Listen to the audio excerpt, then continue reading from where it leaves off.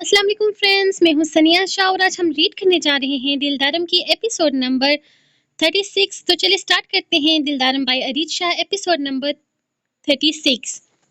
वो पूरी शिद्दत से इसकी लबों से लिपटा इसकी सांसें चुरा रहा था। वो कतरा कतरा इसकी लबों की मिठास चुराता अपने तमाम तर जज्बात को सुकून पहुंचा रहा था। रगों में जैसे आग सी भड़का दी गई थी। वो इसे छूने के लिए कितना बेकरार था ये तो सिर्फ वही जानता था। आज जैसे बरसों की मुराद भर आई थी। इसे देखते ही वो इससे मोहब्बत कर बैठा था। इस पर पहली नजर पड़ते ही वो इसके इश्क में गिरफ्तार हो गया था और आज वो अपना इश्क, अपना जुनून, सब कुछ इस पर लुटाने का इरादा रखता था। वो तो वो तो वैसे भी बहाना तलाश कर रहा था कि कब वो इसके करीब आएगी और कब वो इसे अपना बना लेगा। इतना तो वो समझ ही चुका था कि बेला को इसका दूर जाना अच्छा नहीं लगा। बेला को शादी की पहली ही रात इसका नजरअंदाज करना अच्छा नहीं लगा। तभी तो वो आजकल फिरी हुई थी तभी तो वो आजकल फिरी हुई शेरनी बनी हुई थी। वो इसके लिए कितना बेकरार था वो इसे बता रहा था। इसकी सांसें अब तक अपनी सांसों में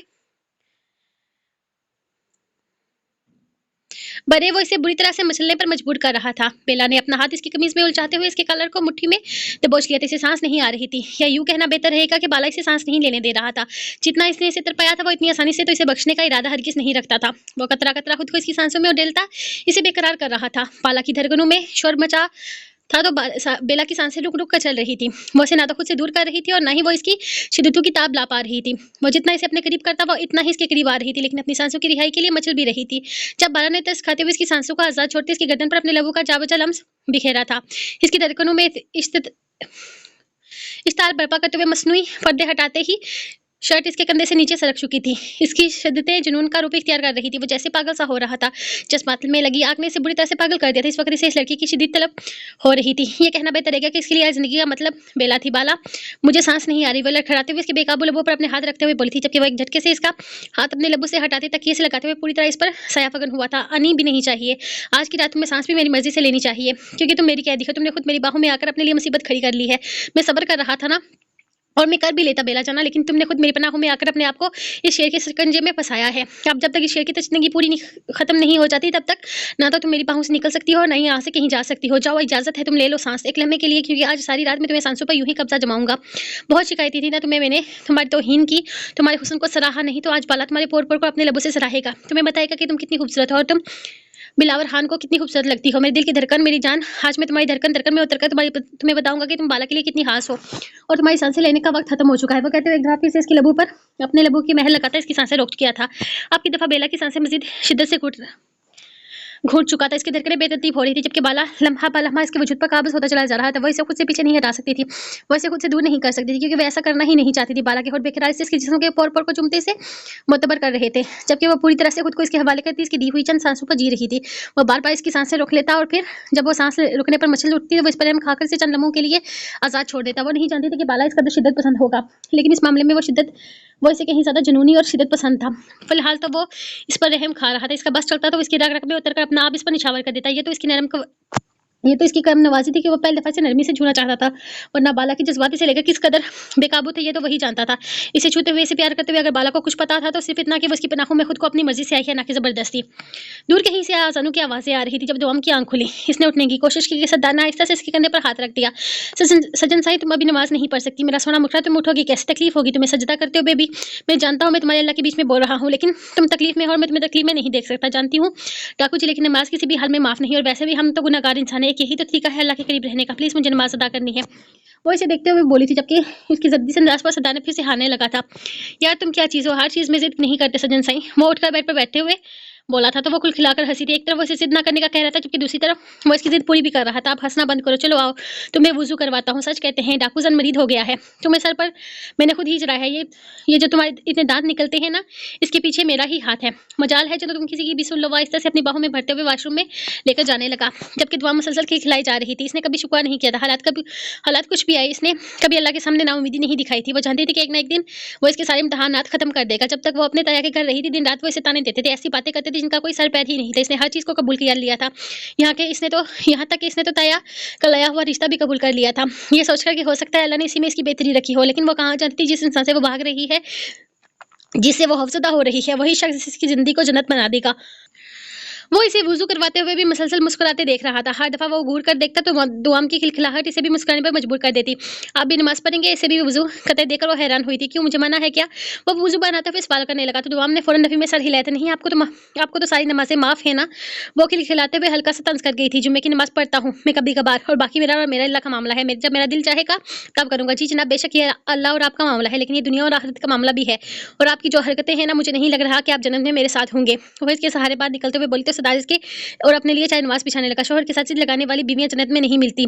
वो फ़ौरन बोला था, शौहर आप जैसे हूँ तो फिर माफ़ी है। वो फिर से खिलखिलाई थी, तो मेरे जैसा मतलब कि अल्लाह मेरे जैसा मतलब कि ऐसा प्यार करने वाला, ख्याल रखने वाला, प्यारा सा, मासूम सा, बेचारा सा, हर वक्त साथ रहने वाला शौहर जिसकी बीवी इसकी कोई बात नहीं मानती टाइप। वो अचानक ही अपने बालों पर हाथ फेरकर सवाल करने लगा तो दुआम ने इसे अपने बेहद करीब गहरी नज़रों से देखा था। जैसे जी बिल्कुल आपके जैसा शौहर। वो खिलखिलाई थी जबकि नलकाएं अब इसकी चेहरे से बंधी हुई थी। डाकू जी, आप पहले भी इतने प्यारे थे या आप प्यारे हो गए हैं? आपको पता है आपकी पलकें और लंबी हो गई हैं।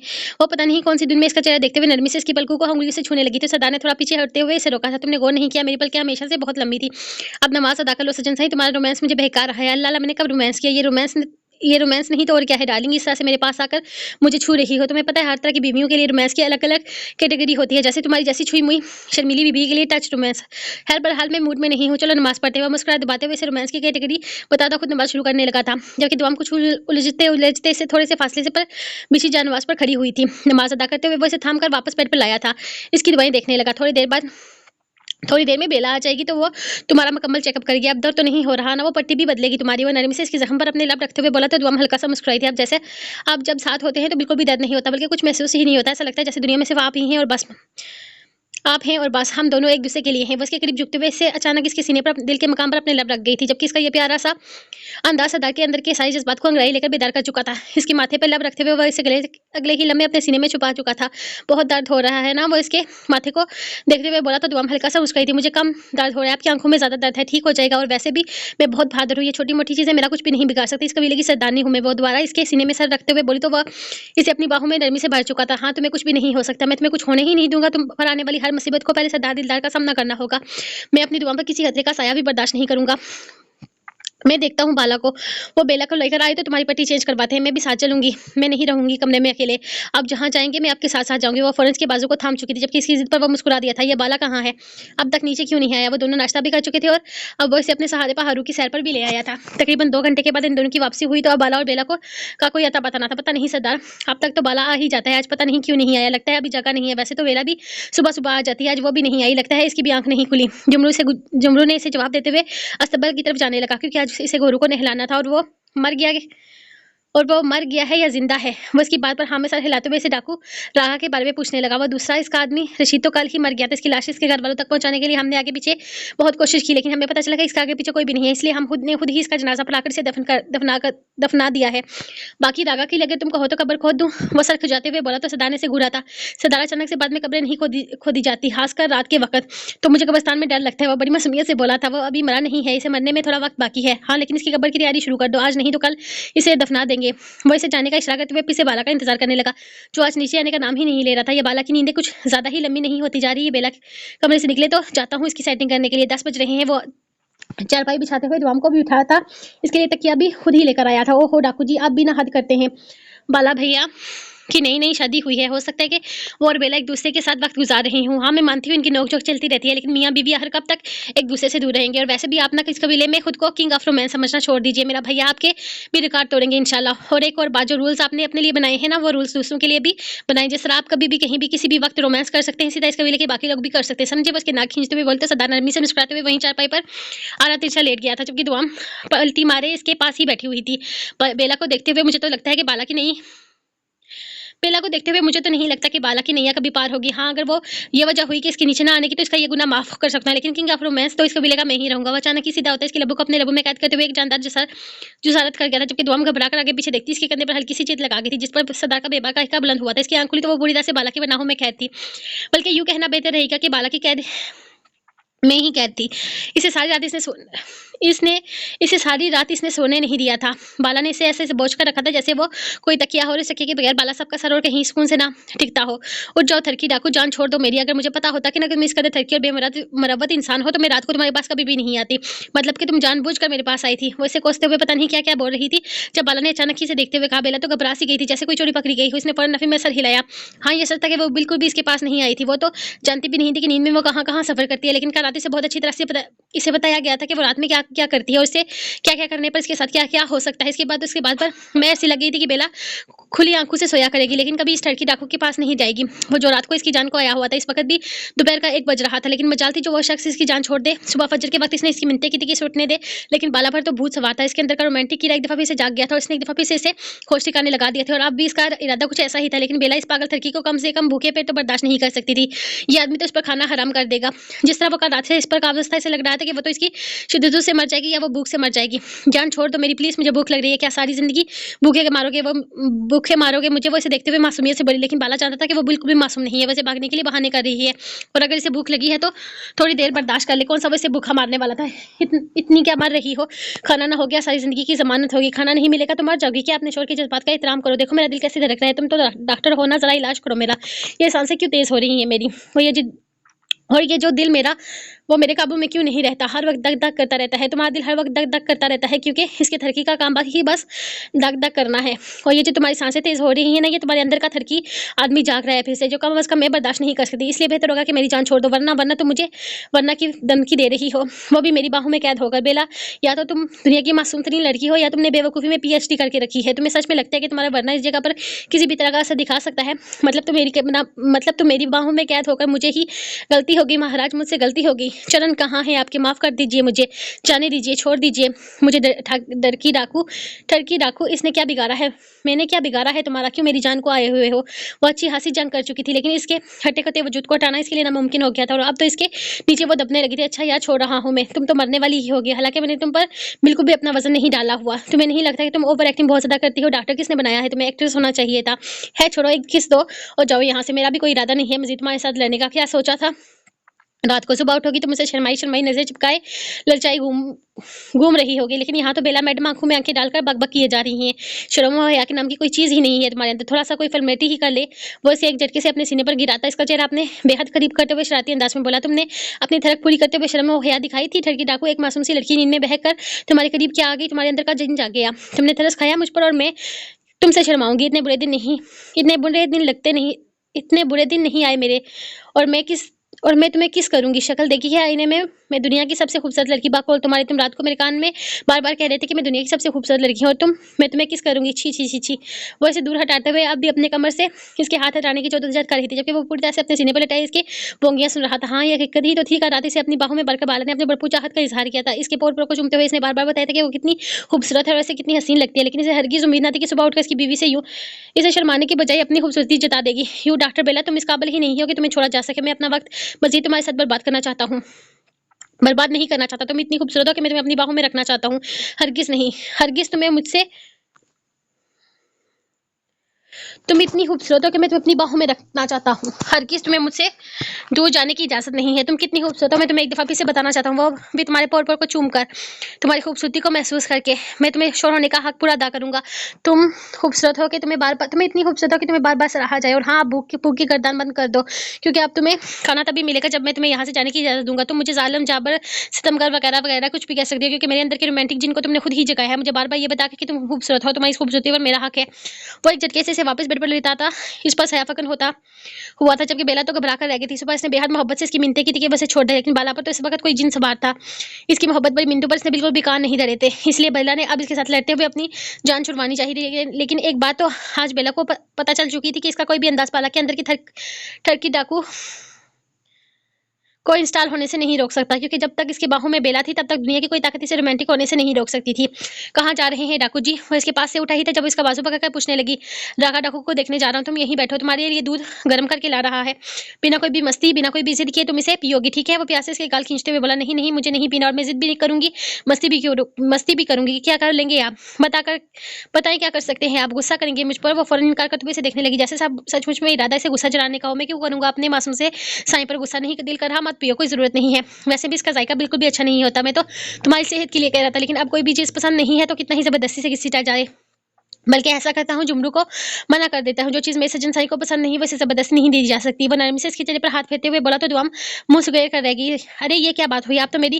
आपको तो मेरी बिल्कुल भी परवाह नहीं है। मैं दूध नहीं पीऊँगी तो ठीक कैसे होंगी? आपको ज़बरदस्ती मुझे पिलाना चाहिए। मैं तो बीमार हूँ और बीमार लोग तो ज़िद करते ही रहते हैं। ऐसे इन्हें इनके हाल पर थोड़ा ही ना छोड़ देना चाहिए। अगर मैं ज़िद करूँगी तो आपको मेरी ज़िद भी माननी चाहिए और कभी-कभी थोड़ा बहुत गुस्सा भी कर लेना चाहिए। ये थोड़ी ना हुआ कि बंदा बीमार है तो इसे सच पर चढ़ा लिया जाए। आप मुझे गुस्सा करके डाँट कर भी तो पिला सकते हैं। वो मुँह बनाते हुए बोली। इसके इनकार करने पर वो इतनी जल्दी कैसे मान गया? इसे तो ज़बरदस्ती से पिलाना चाहिए था ना। अच्छा, मतलब कि मैं तुम पे गुस्सा करके मैं बात भी मनवा सकता हूँ। चलो ठीक है, अब से गुस्सा करके तुमसे बात मनवाया करूँगा। लेकिन फिलहाल अगर तुम्हारा दिल नहीं कर रहा तो बेशक मत पियो, क्योंकि मेडिसिन के साथ तो तुमने वैसे भी दूध पीना ही है, इसलिए मैं तुम्हें रियायत दे रहा हूँ। मैं जानता हूँ मैं बार-बार ये बदजायका दूध हरगिज़ तुमसे नहीं पिया जाएगा। आपके आपके इसने इसकी वजह दी थी। अरे हाँ, ये तो मैंने सोचा ही नहीं। मैंने तो दुआओं के साथ भी ये गंदे से जायके वाला दूध ही पीना है ना। खैर, हम बाद में दूध पिएँगे। चले पहले बीमार की तामतदारी करने चलते हैं। वो उठकर इसके बाजू थामने लगी तो इसने तामतदारी करने पर सरदार को हँसी आ गई थी। सजन साईं, मैं इसकी समझदारी करने के लिए नहीं जा रहा, बल्कि हड्डियों का सुरमा बनाने जा रहा हूँ। देखने जा रहा हूँ कि ज़िंदा है या मर गया है। मुझे इससे कोई हमदर्दी नहीं है, बल्कि दिल खराब हुआ तो इसकी शक्ल देखकर तो हो सकता है मैं इसे मौत की नींद सुला दूँ। तुम हमें अपना वक़्त बर्बाद ना करो और ना ही इसके साथ किसी भी तरह की हमदर्दी जताने की ज़रूरत है। वो प्यासे से समझाते हुए बोला था। रागा के पास तो वो इसकी बेबसी देखने जा रहा था। इसे ज़िंदगी की छोटी-सी उम्मीद देकर इसे अपने सबसे बड़े दुश्मन का पता मालूम करने की कोशिश में था। ओह अच्छा, वैसे भी इसकी मदद करने नहीं जा रही। मैं तो इसे ये बताने जा रही हूँ कि देखो, तुमने मुझे मारने की पूरी कोशिश की, लेकिन फिर भी मेरे डाकू ने मुझे बचा लिया और तुम अपनी इस कोशिश में पूरी तरह से नाकाम हो गए हो। एक बात बताऊँ, ऐसे आदमी से मुझे कोई हमदर्दी नहीं है, बल्कि अगर मेरा बस चले तो मैं खुद अपने हाथों से इसे गोली मार डालूँ। लेकिन मसला ये है कि मुझे बंदूक चलानी नहीं आती। मैं ठीक हो जाऊँ तो आप मुझे बंदूक चलाना सिखाएँगे। वो जैसे फरमाइश कर रही थी, इसकी फरमाइश पर सरदार मुस्कुरा दिया। अगर मैं इनकार कर दूँ तो इसके साथ कदम ब कदम वो रागा डाकू वाले कमरे की तरफ बढ़ते हुए सवाल करने लगा। ओह हेलो, मैं फ्री में नहीं सीखने वाली आपसे जो आप इनकार करेंगे। आप मुझे कुछ सिखाएँगे तो मैं आपको इसका मुआवज़ा दूँगी, 21 सुबह 21 शाम को। लेकिन अगर आपका इरादा नहीं है सिखाने का तो अरे अरे क्यों नहीं इरादा होगा सजन साईं, तो मैं नहीं सिखाऊँगा तो फिर किसको सिखाऊँगा? तूने पहले नहीं बताया कि तुम मुआवज़ा देकर सीखने वाली हो। मुझे लगा कि बस अब ज़्यादा बहाने मारने की ज़रूरत नहीं है। आप पहले ही इनकार कर चुके हैं। लगता है मुझे किसी और को ही टीचर का इंतज़ाम करना होगा। इस टीचर के तो नखरे ही बहुत ज़्यादा हैं। अब वो पूरी तरह से नखरे दिखाने के मूड में आ चुकी थी। अरे नहीं, नहीं, मेरे कोई भी नखरे नहीं है। मैं सिखाऊँगा ना तुम्हें, बस तुम अपने मुआवज़े वाली बात पे कायम रहना। तुम जो कहोगी मैं तुम्हें सिखाऊँगा। अगर कहोगी तो अपने साथ डकैती पर भी ले चलूँगा। वहाँ पर बेशक तुमने जो-जो सीखा है इसको एक्सपीरियंस भी कर लेना। वो मज़े से बोला तो दुआम की आँखें खुल गई थी। क्या मतलब, क्या वो इसे सचमुच में से डकैत और कभी क्या वो सचमुच में इसे डकैत और कातिल बनाने का इरादा रखता था? वो तो बस ऐसे ही मस्ती-मस्ती में पिस्तौल चलाना सीखना चाहती थी। तौबा तौबा अस्तगफिरुल्लाह। मैं आपको चोर, डाकू, कातिल नज़र आती हूँ? मैं तो बस ऐसे ही कह रही थी। ठीक है, मुझे नहीं सीखना। आपने तो मुझे अपने साथ डकैतियों पर लेकर जा रहे हैं। हाँ, तो तुम सरदारनी हो इस कबीले की। तुम तो कुछ भी कर सकती हो, बल्कि कुछ भी क्या, मैं तो कहता हूँ एक आधा डकैती मेरे साथ चलकर एक्सपीरियंस करो। मज़ा ना आ गया तो कहना अस्तगफिरुल्लाह। डाकू जी, आप भी ना हद करते हैं। मैं इन सब चक्कर में नहीं पड़ना। मैं इनसे दूर ही भली। आपने नहीं सिखानी मुझे पिस्तौल चलानी तो मत सिखाइए। कम से कम मुझे इन उल्टी-सीधी चीज़ों में तो ना शामिल करें। तौबा तौबा, आपने तो मुझे डकैत बनाने पर तुले हुए हैं। वह कमरे का दरवाज़ा खोलते हुए अंदर दाखिल होते हुए तो बोली तो सरदार बेबाक के खलकाते हुए इसके साथ ही अंदर दाखिल हुआ था। ताया जी कैसे हैं आप? उम्मीद करती हूँ ठीक होंगे आप। कल की उम्मीद नहीं करती, क्योंकि आप बिल्कुल भी ठीक नहीं। वो अंदर दाखिल होते हुए ताया की हालत देखकर बोली, अल्लाह अल्लाह क्या हाल किया है आपने इनका। देखें आप लोग कितने ज़ालिम हैं, कितना मारा इनको। वो परेशानी से ताया को देखते हुए सरदार की तरफ देखने लगी। जब सरदार आगे बढ़कर आता इसकी गर्दन के करीब अपना हाथ रखकर दबा गया था, जिस पर रागा डाकू बिलबला उठा था। आंखें खोलकर देख, ये वही है जिसे तुमने जान से मारने की कोशिश की, लेकिन तू अपनी इस कोशिश में कामयाब नहीं हो सका, क्योंकि वो बिल्कुल ठीक है। सरदार दिलदार की होते हुए हवा का झोंका भी मेरी दुआओं को नहीं छू सकता। तो तूने कैसे सोच लिया कि मैं तेरी किसी साजिश को कामयाब होने दूंगा? तूने मेरी दुआओं को तकलीफ दी है, इस तकलीफ की सजा तुझे भुगतनी होगी। नहीं नहीं नहीं डाकू जी, प्लीज आप इन्हें और मत मारिएगा। इनकी हालत तो पहले ही बहुत ज्यादा खराब है। सजन साईं, तुम यहाँ से बाहर जाओ। वो जो इसके बिल्कुल साथ ही खड़ी टाका डाकू की हालत देख रही थी, इसके हुक्म पर इसकी तरफ देखने लगी। नहीं नहीं, मैं नहीं जाऊंगी। मैं जाऊंगी तो आप इन्हें जान से मार डालेंगे। बीमार पर जुल्म नहीं करते डाकू जी। इनकी हालत पहले ही बहुत ज्यादा खराब है। अगर आप इन्हें मजीद मारेंगे तो ये तो बिल्कुल ही मर जाएंगे। और भूलिए मत, मैंने अभी आपने इनसे बहुत कुछ पूछना भी है। देखें ताया जी, प्लीज़ ये आपसे जो पूछें आप इन्हें बता दीजिएगा। देखें आपकी हालत बहुत ज़्यादा ख़राब है और ये ना किसी पर तरस नहीं खाते। वैसे आपके मेरे साथ तो कोई दुश्मनी नहीं थी, आपने मुझे मारने की कोशिश की। अगर डाकू जी नहीं आते तो मैं मर जाती। इस बात पर आपको सज़ा देना बनता है, लेकिन फिर भी आपकी इस हालत में मैं नहीं आप इस हालत में नहीं है कि आपको कोई सज़ा दी जा सके। खुद पर रहम खाइए और बता दीजिए ना डाकू जी, आपसे जो पूछ रहे हैं, और अल्लाह से अपने गुनाहों की माफ़ी मांगिए, क्योंकि मुझे नहीं लगता कि आप हो गया तुम्हारा, पीछे हो जाओ। मुझे खुद इस आदमी से बात करने दो। सजन साईं, ये इंसान तुम्हारी नरमी के काबिल हरगिज़ नहीं है। वो प्यासे से समझाते हुए बोला था। एक तो ये लड़की दुनिया की हर इंसान को अपनी तरह समझती थी। अब वो इसे कैसे समझाता कि सामने पड़ा सामने बिस्तर पर पड़ा ये आदमी इस वक्त मौत का इंतजार कर रहा है, ताकि इसे हकीकत ना कि इसे हकीकत बताने का। डाकू जी प्लीज आप मारिएगा मत, प्लीज मैं इन्हें माफ कर रही हूँ, इन्हें जो भी किया है मेरी तरफ से मैं माफ कर रही हूँ। वैसे भी ये मेरी जान लेना चाहते थे ना, देखें इनकी हालत बहुत ज्यादा खराब है, अगर आप इनके पर और जुल्म करेंगे तो आप ही जालिम कहलाएंगे। प्लीज आप इन्हें जान से मत मारिएगा। वो बेहद प्यार से समझा रही थी, लहजे में बेचैनी थी, जबकि आपकी दफा सरदार की घूरी पर वो वहां से पीछे हट गई थी। कमरे से बाहर जाओ, शाबाश जाओ, तुम यहाँ नहीं रुक सकती। इस इंसान से मुझे मेरे तरीके से बात करनी है, ये तुम्हारी बातों को कुछ भी नहीं समझ सकता। सफाक इंसान को सिर्फ सफाकियत ही समझ आती है। वो प्यार से इसके कंधे पर अपना बाजू फैलाते हुए इसे कमरे से बाहर ले जाने लगा था, जबकि इसे दरवाजे से बात करते हुए इसने अंदर से दरवाजा बंद कर दिया था। दुआओं को मजीद घबराहट होने लगी। डाकू जी प्लीज इन्हें जान से मत मारिएगा, उन्होंने मेरे साथ जो भी किया है मैं इन्हें माफ कर चुकी हूँ, प्लीज आप इन्हें जान से मत मारिएगा। वो बेहद परेशानी से दरवाजा खटखटाते हुए बोल रही थी, जबकि सरदार दरवाजा बंद करते हुए इसकी आवाजें नजरअंदाज करता डाकू रागा के बिल्कुल करीब आकर इसके ऊपर झुका था। कैसी लग रही है जिंदगी रागा? डाकू इस बिस्तर पर पड़े पड़े 3 दिन पहले हुए इस वाकये को कोसते हो ना, अपने कारनामे पर फख्र महसूस कर रहे हो। मेरी बीवी को तो देख ही लिया होगा तुमने। बिल्कुल ठीक है, हाँ चोट लगी है इसे, लेकिन वक्त रहते इलाज होने की वजह से वो ठीक भी है और जल्दी ही इसके जख्म भी बच जाएंगे, यानी कि वो फिर से मेरी जिंदगी में बहारें लेकर आएगी और तुम अपनी साजिश के साथ अपनी मौत को गले लगा लोगे। तो क्या ख्याल है, मौत से पहले हकीकत से पर्दा उठाना पसंद करोगे तुम, या फिर मौत को गले लगाना? वो बहुत प्यार से पूछ रहा था, जैसे इसके साथ इसके बहुत ज्यादा अच्छे तलकात हों। सरदार ना बिल्कुल भी नहीं। रागा डाकू अब कोई गलती मत करना, तुम्हारे पास अल्फाज कम रह गए हैं, अपनी जुबान का ठीक से इस्तेमाल करो। बताओ हाँ या ना, तुम मुझे इस घटिया इंसान का पता बताओ, या फिर मैं तुम्हारा गला काटूं। तुम्हारी कोई भी फजूल बात मेरे कान तक नहीं पहुंचनी चाहिए। मेरा एक सवाल तुम्हारा एक जवाब, बस, इसके अलावा और कुछ भी नहीं। वो इसे और कोई बात करने की इजाजत ही नहीं देना चाहता था। डाकू के मुंह से अजीब अजीब तरह की आवाजें निकल रही थी। वो कुछ कहने की कोशिश कर रहा था, लेकिन नाकाम हो रहा था। वैसे कितनी हैरत की बात है ना, तुम अपनी बेटी के मामले में एक ऐसे इंसान पर यकीन कर रखा है जिसने 6 साल की मासूम बच्ची तक को न छोड़ा। अपनी हवस अपनी जिंदगी का निशाना बनाने से पहले ये तक न सोचा कि वो एक बीमार बच्ची है, और तुम इस इंसान के हवाले अपनी बेटी कर गए जिसे तुम दुनिया से छुपा कर रखना चाहते थे। क्या हुआ, ऐसे क्या देख रहे हो? तुम्हें क्या लगा कि मैं कुछ भी नहीं जानता तुम्हारे बारे में? जिस दिन कबीले में वो खत आया था ना, इसी दिन से जानता हूँ कि तुम एक बेटी के बाप हो, और तुमने इस बेटी को दुनिया से छुपा कर रखना चाहते हो, ताकि तुम्हारे काले करतूत तुम्हारी बेटी के राह में ना आए। अपनी बेटी से इतनी मोहब्बत थी तुम्हें कि तुमने इस पर डाकू का साया भी ना पड़ने दिया। क्या करती है तुम्हारी बेटी? 2nd ईयर में पढ़ती है ना, आई थिंक काफी लाइक बच्ची है, फातिमा नाम है ना इसका। वो इसकी आंखों में आंखें डाले बोल रहा था, जबकि रागा डाकू को लगा जैसे इसने के इस कमरे की छत इस पर आ गिरी हो। जिस राज को इसने बरसों से अपने सीने में दफन कर रखा था, सामने खड़ा ये शख्स इसके बारे में सब कुछ जानता था।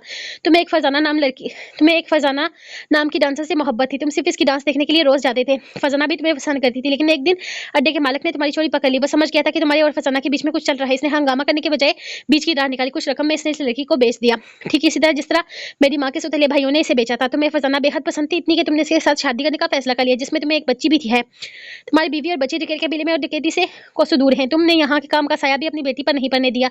इतनी अनमोल थी तुम्हारी अपनी बेटी, लेकिन तुम्हारे अपने सके भाई की बेटी बीमारी से लड़ते लड़ते लुट कर मर गई, और तुम्हें इस पर जरा भी तरस ना आया। जरा सोचो, अगर तुम्हारी बेटी कल सुबह कॉलेज जाते हुए अगवा कर ली जाए और इसके साथ भी कुछ ऐसा सरदार अभी अपनी बात मुकम्मल करता कि सरदार अभी अपनी बात मुकम्मल भी नहीं कर पाया था जब वो गुस्से से गुर्राया। क्या हुआ? गुस्सा आ रहा है? बहुत गुस्सा आ रहा है। दिल चाह रहा है कि अभी मुझे जान से मार डालोगे। जोश मार रही है ना? आना चाहिए गुस्सा, बिल्कुल आना चाहिए। चलो किसी मामले में तो तुम्हारी गैरत जागी, लेकिन अब क्या फायदा इस गैरत को जगाने का? तुम तो बेगैरत बनकर अपनी बेटी और बीवी को इंस्पेक्टर साबर के सहारे पर रखे बैठे हो।